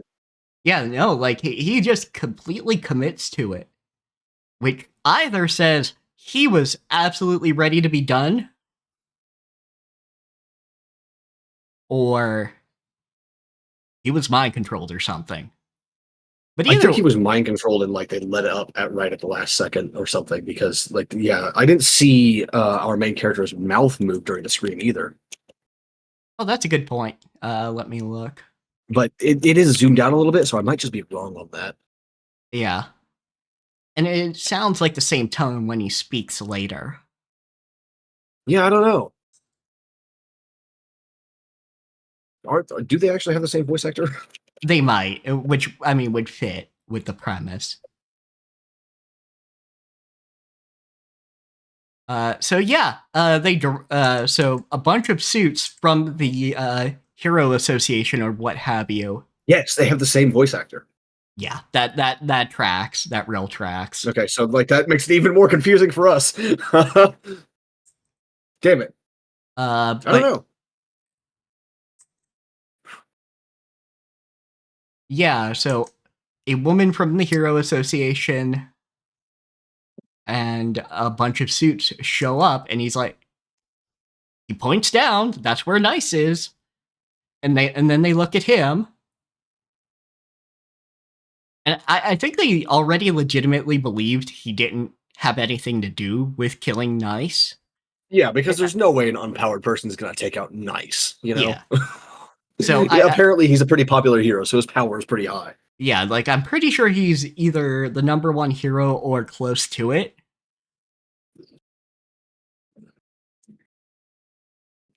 But yeah, as it stands, they fucking black bag him because I think what they're doing is they have to keep it under wraps. Yeah, okay, he's number 10.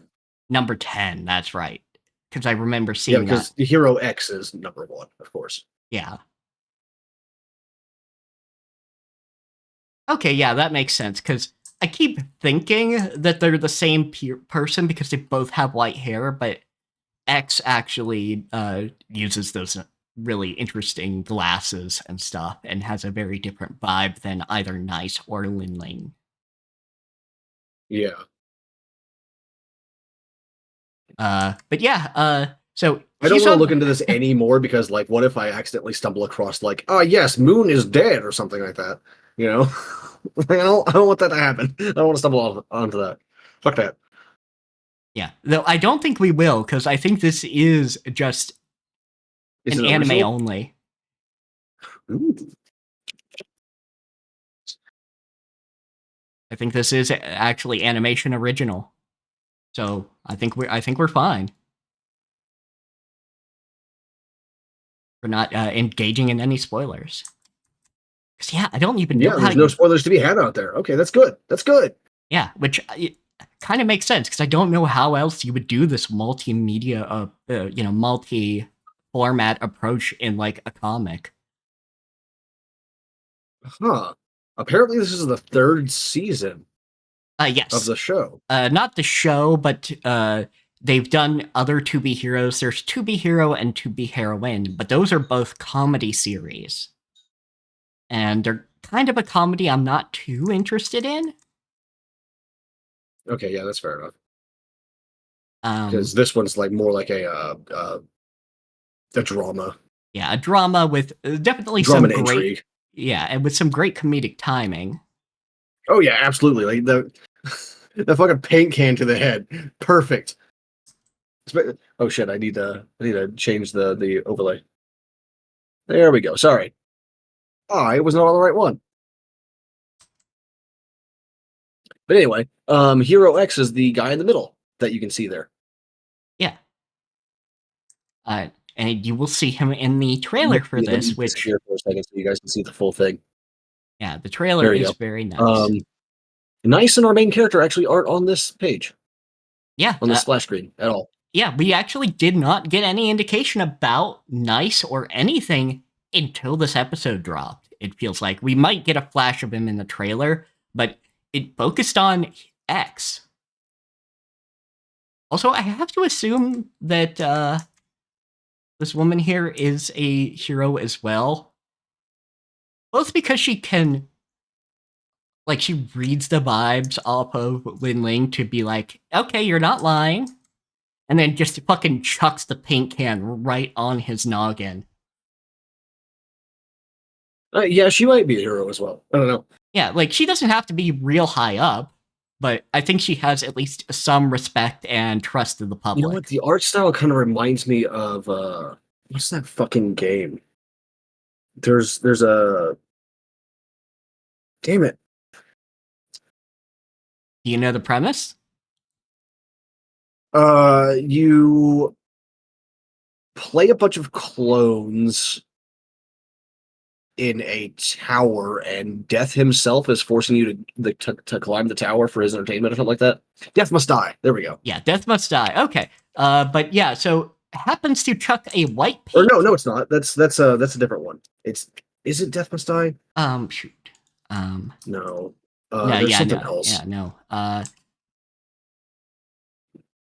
Let me see. So it is by Grasshopper, I think.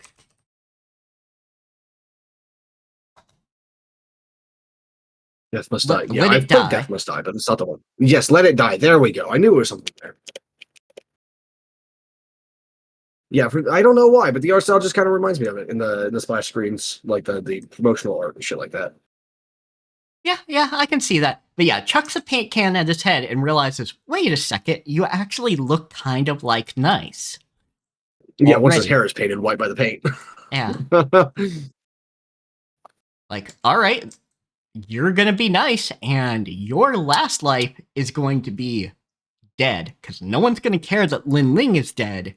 Everybody's gonna care that Nice is dead. Yeah. They do give him a week to prepare. That's all he gets. It's better than nothing, I guess, but... Better than nothing? But honestly, he only really gets it once he's actually in the zone and is part of things. And so he waves, sees the audience, and we can see him getting some of that power from the trust of the public that they already have in Nice. Yeah, just by like taking on the mantle of Nice, he's already starting to change. Yeah. And in fact, like his eye color changes to be Nice's as well. Yeah. Yeah, he gets the grace and dance skills of Nice. And yeah, like it's not gory, but this is body horror. This is somebody who like is the idea that someone's belief about you could change you is fuck that, man. Yeah, that is real fucked up. Granted, it at least has to be in the capacity of trust or fear. It can't just be anything. Yeah. So at least there's that caveat there.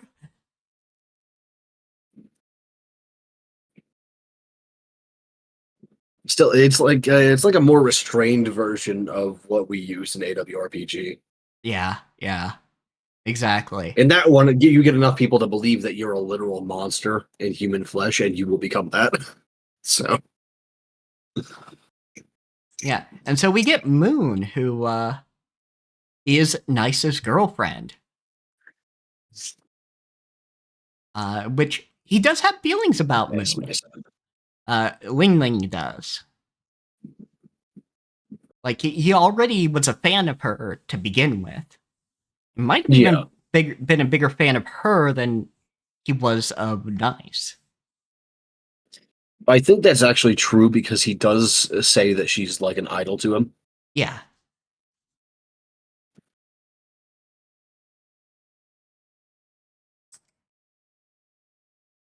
I gotta wonder what the fuck she was doing. Sorry, we'll get to that later.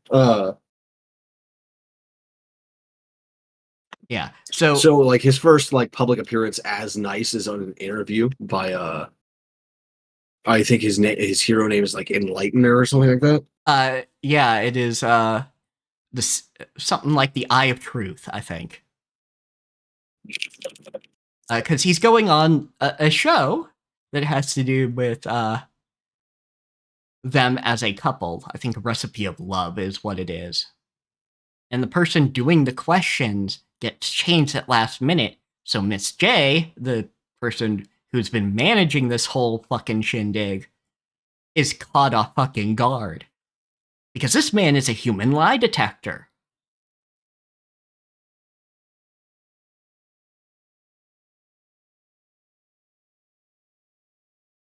Yes, Eye of Truth and Lighter.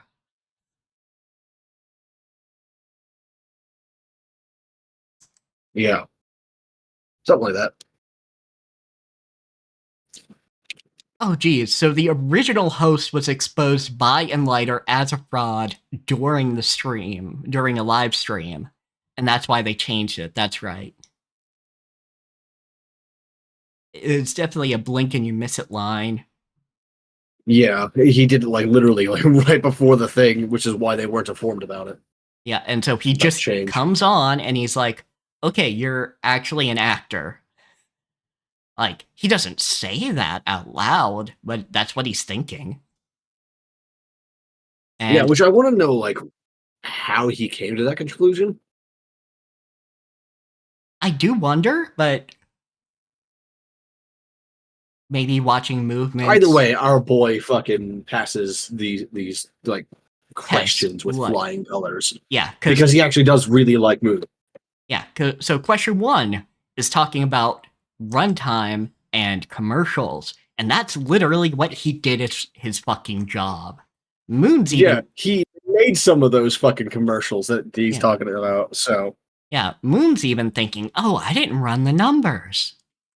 Like, even I don't know that. Like, shit.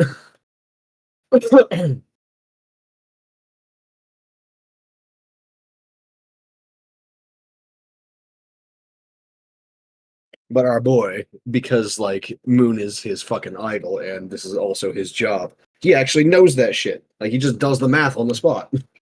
Yeah. And so, yeah, also the center of the chest seems to actually be important, because that's also where we get the lie detector that shows up when he asks his next question. And his question is really just straight up a question that would cause somebody to fail if they're not thinking. Because he asks, is Moon really your girlfriend? And he has to pause because he's like, fuck, we're doing some like Gagami shit and L shit. Because I can't just refuse to say the answer. But if I say yes, it might just trigger poorly.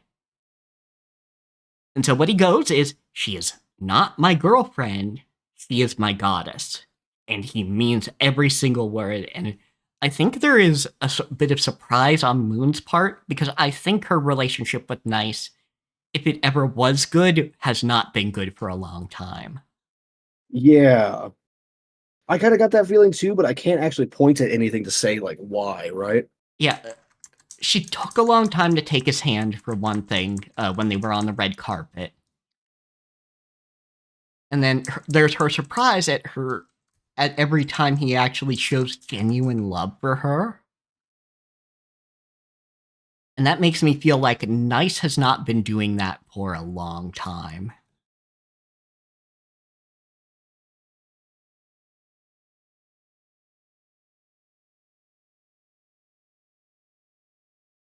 I wonder if that's less because he didn't care about her and more about like the stress that he was under, right? Yeah, like I legitimately can believe that it has nothing to do with him not loving her and had everything to do with his depression and anxiety. Because if he did kill himself, well, that's, you start to withdraw, you can start to withdraw from the people you love.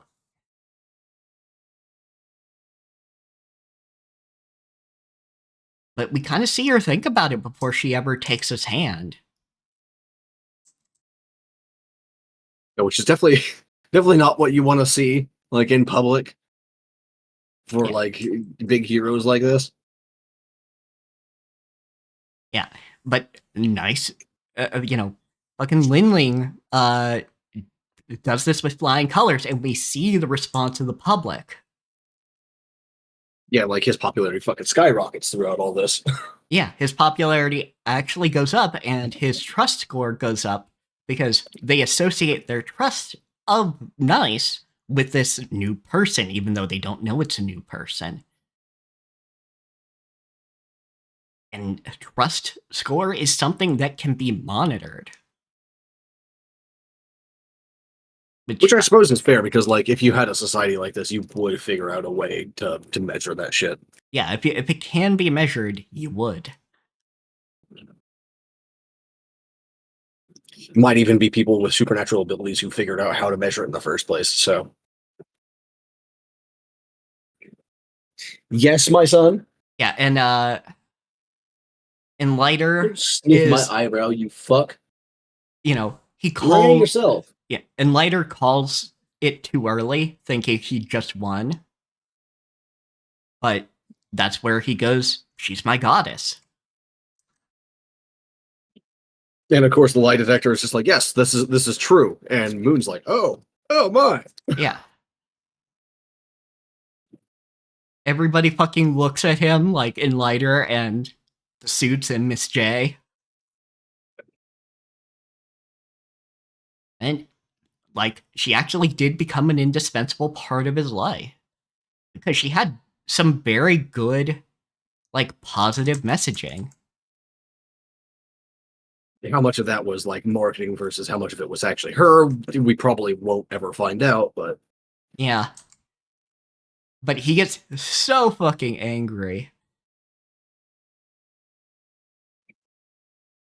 and for the third thing, he brings out Lin Ling's old boss, the one that fired him. Yeah, because he in turn And something's got weird, fired. like from the start, because this man is wearing like a brass diving bell suit kind of looking thing, without the actual suit, just the brass bit. Yeah, I mean, it kind of looks like the top half of some fucking Space Marine armor, like the top third almost, rather than top half. I think I'm like mentally comparing it to the diving bell thing because of what happens later. I mean, fair.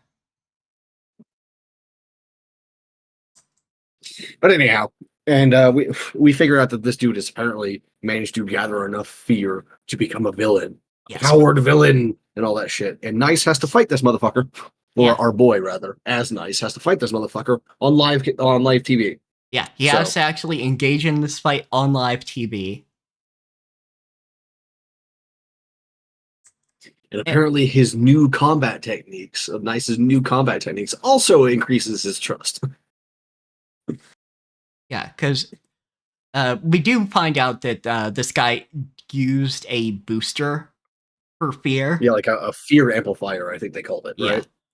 Yeah, so amplifying the fear that he already gained from his employees being afraid of being fired.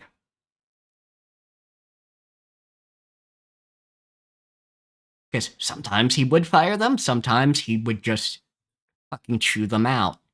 And he was doing this. It'll be interesting to see when even those in the know stop even accidentally starting to call him Lin Lang. Well, Miss J does, when Lin Ling says, like, I'm not just playing nice, I am nice. Yeah. Miss J just says pretty much like, oh, you finally understand that. Yeah. You're not playing a role, you have to be him. Yeah, you are him now. Yeah. Which kind of fucking sucks in a fashion, because it's like, fuck, did you not have any family? Or anybody? Apparently not, because like no one except for Enlighter fucking looked at the article of his death.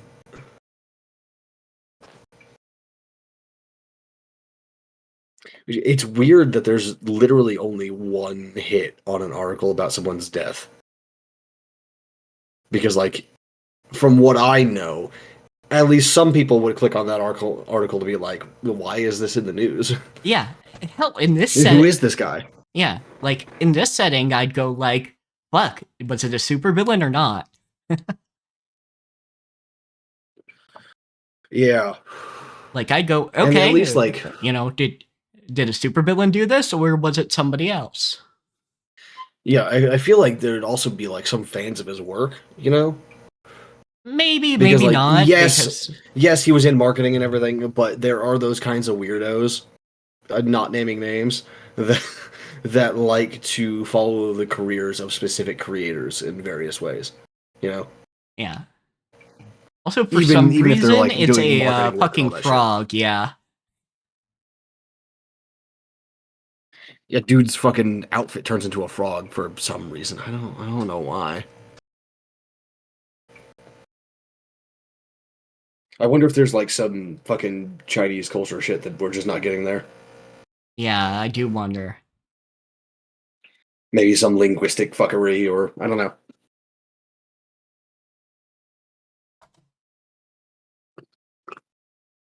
But either way, we get some good fucking intrigue when he finally goes to Nice's home and goes to lay down and go to sleep, and he finds what looks like Moon dead in his bed. And that's the last shot of the episode. Yeah, because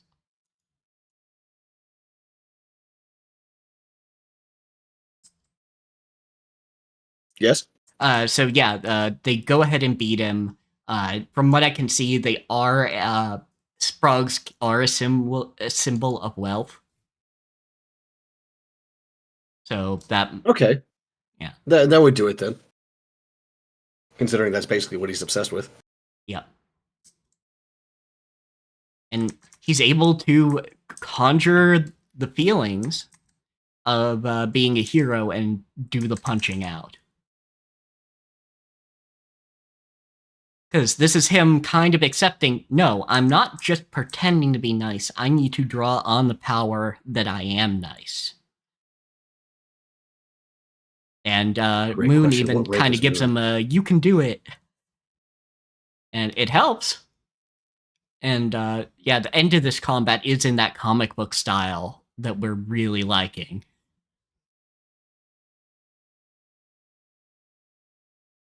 And he's like, yeah, even a nobody has the possibility of becoming a hero.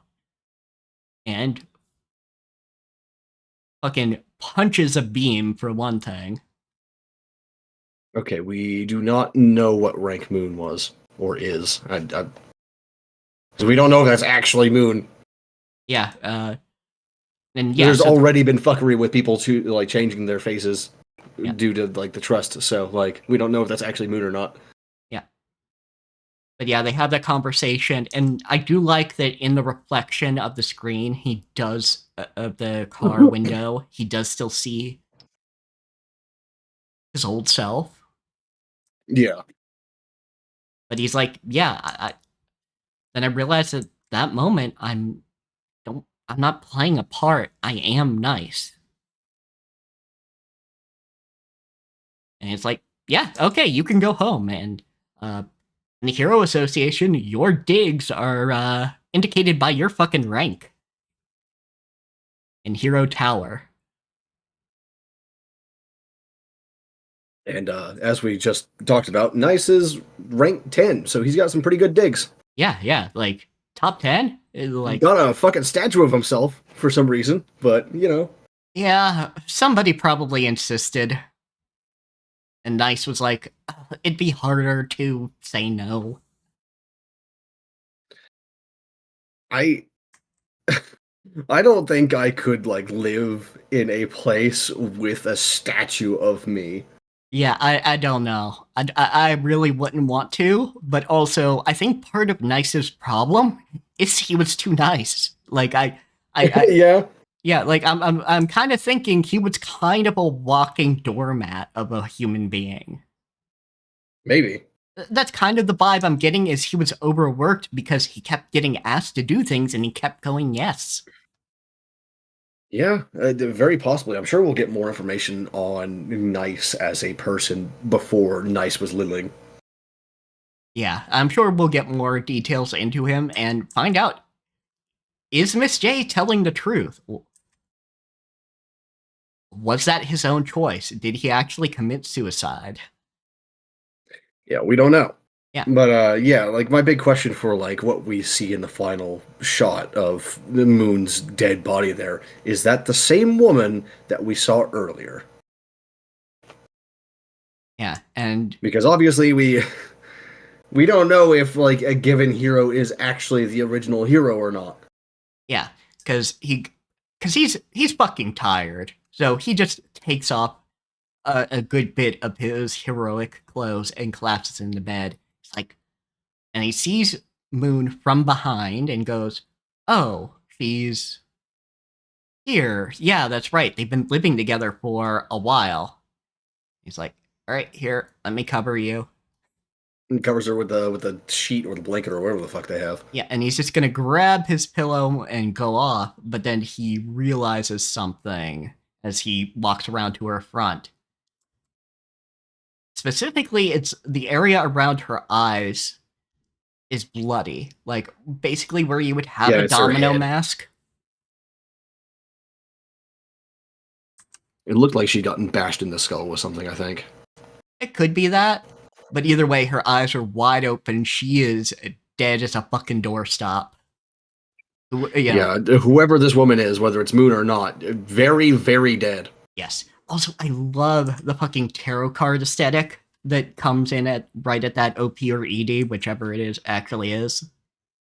Yep.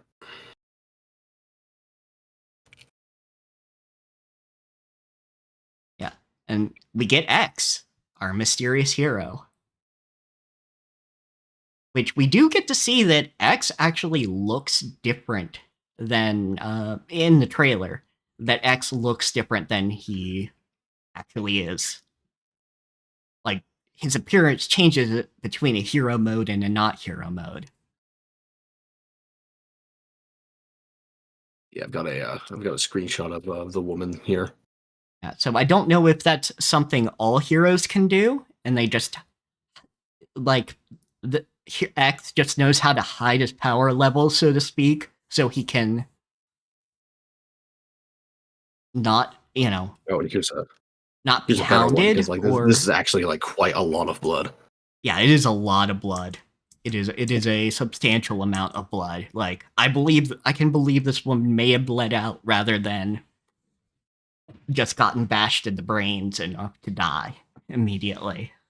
Yeah, but, like the weird thing is though, like with this splatter pattern, like that, there's no visible wound on her. Yeah, again, it's almost like it burst out from that domino mask area of her face. I don't know. Judging by that splatter pattern, it looks like it originated in her neck. Could be? Because like you see the radial like Yeah, I outburst, see right? that. Yeah, like I see the It's from radial like her mouth spray. or her neck. Yeah, but But neither. then like the where the blood is coming like on her head, like how it's like covering that part of her face, it does like she got hit in the temple or something, but like that wouldn't explain that kind of splatter. So Yeah. I have no idea what the fuck is going on here. Granted, she might have been sitting or laying differently, at least slightly, and then got repositioned post mortem. Possibly, yeah. I had no idea. It's not like we get to see enough of the scene to really tell if there's any smudging on the blood. Yeah, but she definitely doesn't have any wounds on her neck. And it doesn't seem like there's any blood Or around her her mouth. chest or stomach that we can see. Like Yeah. nowhere. But yeah, In fact, it's literally just her hands and head that have blood on them. yeah. So we are left with a fucking quandary. Who the fuck? Why the fuck? Yeah, who the fuck? Why the fuck? When the fuck? How the fuck? Yeah, because, okay, we don't know what her rank is, but I assume her hanging out with Nice enough means she's actually probably higher on the totem pole.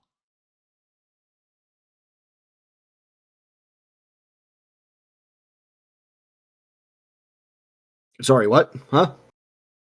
Oh, I missed part of that. just we don't know what her rank is, but I assume she's pretty high up. So it can't be just anybody who murked her, you know. If Yeah, again, that's true. you know, I'm gonna remove the caveat if this is Moon, just because. Okay, we have that question. No need to keep repeating it until we get a definitive thing going on. Yeah.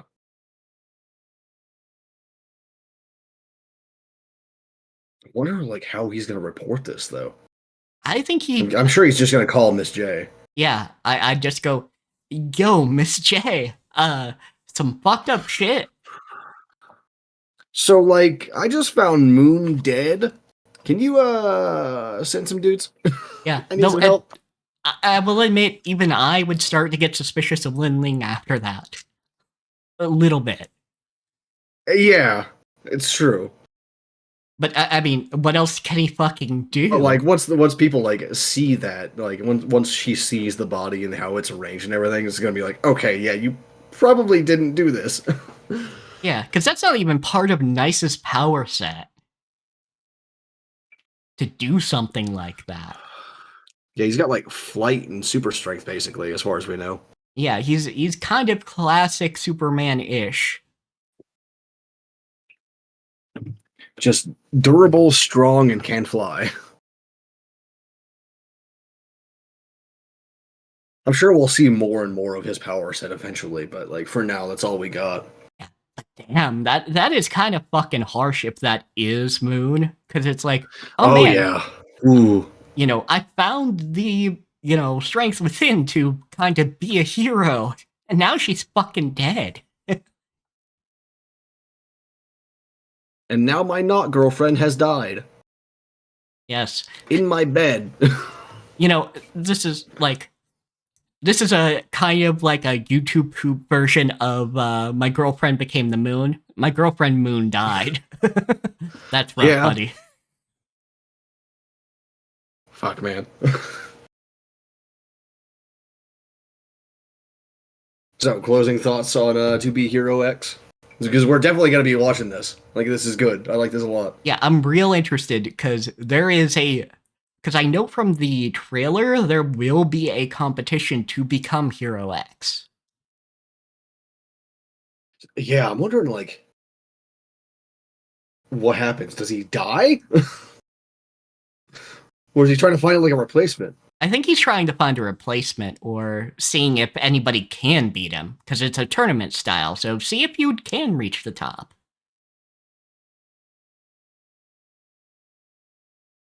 Yeah, I guess like probably like the top 10 are fairly within reach of Hero X. Like he can't be that much more powerful than all of them, right? Yeah, granted, this motherfucker can switch from 2D to 3D and back again. Like, Yeah. he's pretty interesting. Like, that is some reality warping bullshit right there.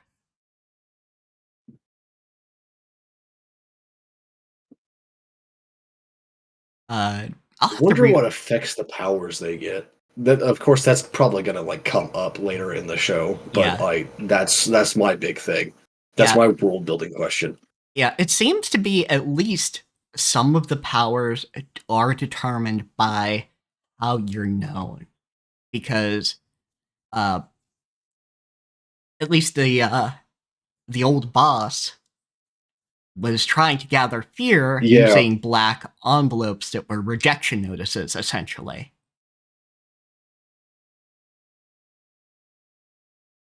And drawing fear from that. Yeah, it does seem like it's at least somewhat based on like what the power source is, right? Yeah. But for his power set to be so generic, that might say something about, like, him as a person. He really couldn't display himself. Like, he didn't feel able to. Yeah, maybe. At least that's one way to read into it. It's kind of fun that they went to the interview with their hero outfits on though, Oh, yeah, rather of than just like course. wearing like normal ass clothing. Yeah, but it seems like that's what they do for pretty much all their public appearances. Which I guess makes Yeah, sense, possibly. because they want to make sure the public sees them as a hero.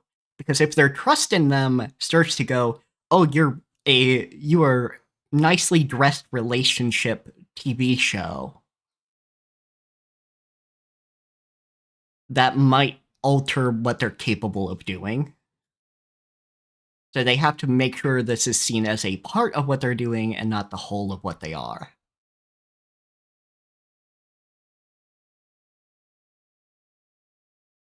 I wonder if there's a hero or a villain who is like immortal because of whatever fucking source they have their power from.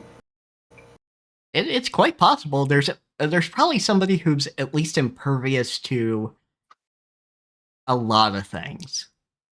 Like somebody who can just, push themselves back together. Yeah.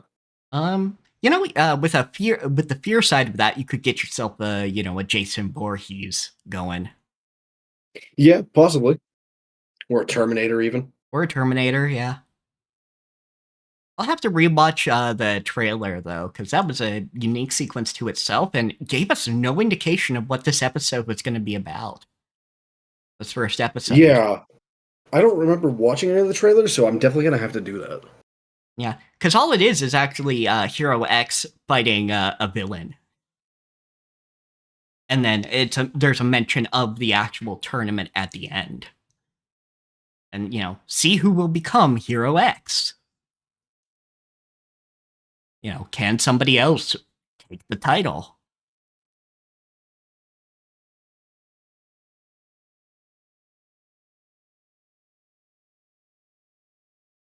But yeah, I'm severely interested. This is just fucking phenomenal.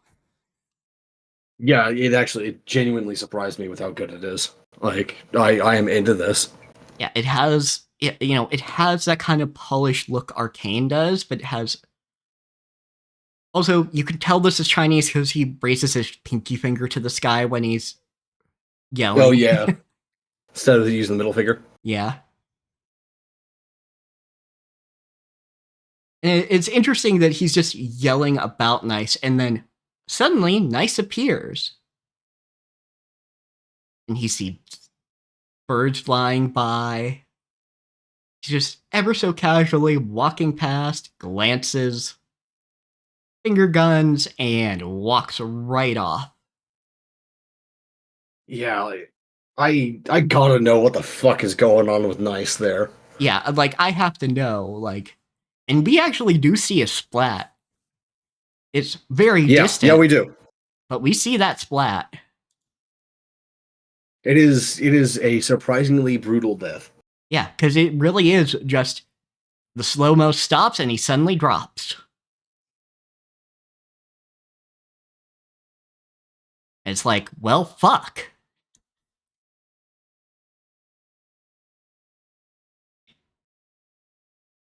It's weird too because like if he wanted to kill himself, he didn't need to go to a building, right? He could have just flown higher and then turned off his power. Yeah. So like there's something going on there. Like by the simple fact that he even like got onto a building and then walked off the building instead of just stopping his flight. Yeah.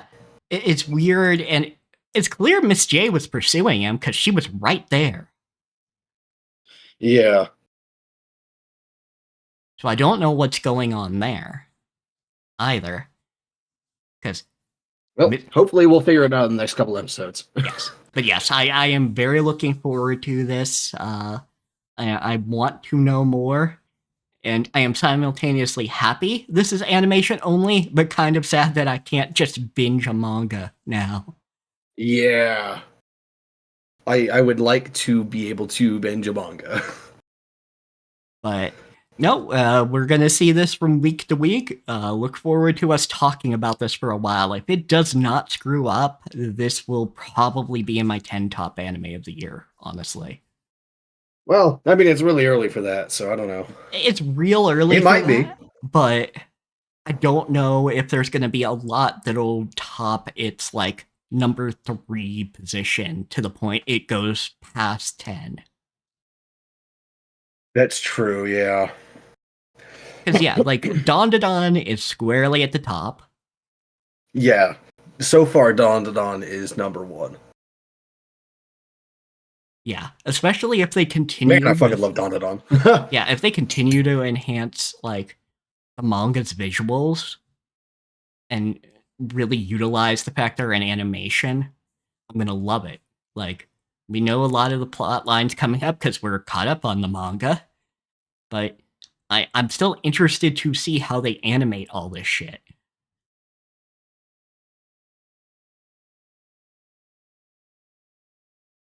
Okay, so for to get off the main subjects and onto our ramble shit at the end, I of this season I'm also watching so far Old Country Bumpkin to Master Swordsman and what the fuck is this one? The Brilliant Healer's New Life in the Shadows. That's what it is. Yes. Both of those we knew were coming out ahead of time. We actually heard the news on these, and I am worried that they won't adapt the sword styles of Master Swordsman as well as I would like. But so far, from the first episode, we're doing pretty well. My only issue with the first episode is like the angles they chose for certain, like for the exhibition match in it, doesn't let you actually see the movements very well. But like, if the anime goes poorly, go read the manga, please, because it deserves that kind of support. It's got some really, really good like European martial arts, you know. Like this is like excellent longsword fencing is what is shown. And the Brilliant Healer's New Life in the Shadows. I can't really talk about that one much because there's not much that actually fucking happens so far, but it does have an interesting premise where like this guy is a retired adventurer healer, and he opens an underground clinic in the slums, and He seems to have a inflated sense of like what a healer should be able to do based on like the guy that inspired him to become a healer in the first place. Yeah. But that's it. That's all I got so far. I want to see more though. Yeah. And there just hasn't been anything that's caught my eye yet for the season. Yeah. But I guarantee you that like the Brilliant Healer will be on Jeff Thu's next list. I guarantee it. Oh yeah, like I'm definitely It is interested. shockingly good. Yeah. Brilliant Healer is interesting just in how raw the healing can be. Like, yeah, and it's also extremely well animated. Like it's got that fucking Sakuga. It's got that good shit. Yeah, absolutely. Yeah, and then I'm just looking forward mainly to stuff that we'll be talking about. Because, July, we've got more Dandadan and Sakamoto days. We were already talking about the Sentence to be a Hero, which, I mean, just the concept of a hero penal unit. Yeah, that's pretty good. I like that a lot.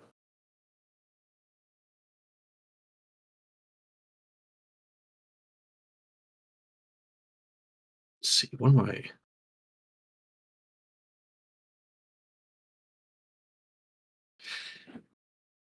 I'm trying to find like any like the new stuff that I've been reading to see if there's anything interesting that I should like, throw at people's faces. And I'm not really.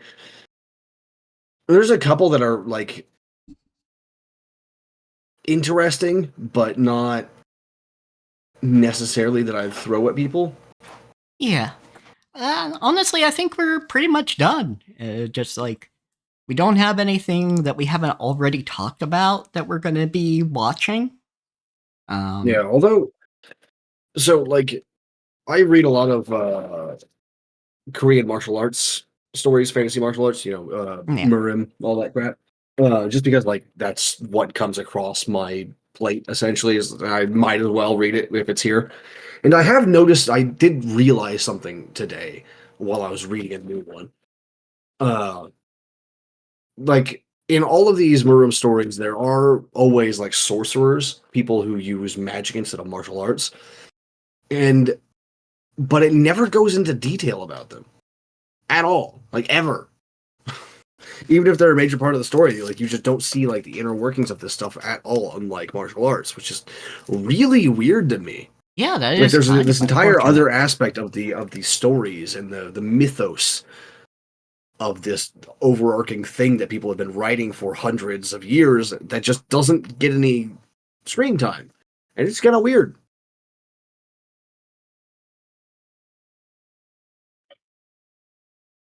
Yeah.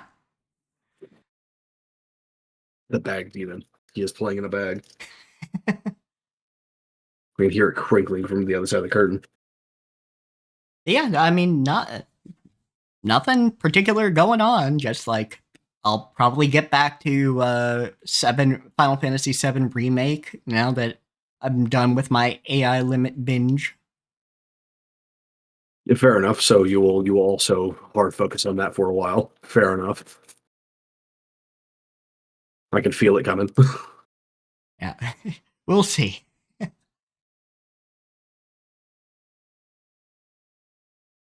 Yeah, I don't think there's anything there. Yeah. I think that's it. All right. Thank you all for joining us. Yes. Next time, I'll be back next time, whenever that is. Yep, we will be back. See you later, folks.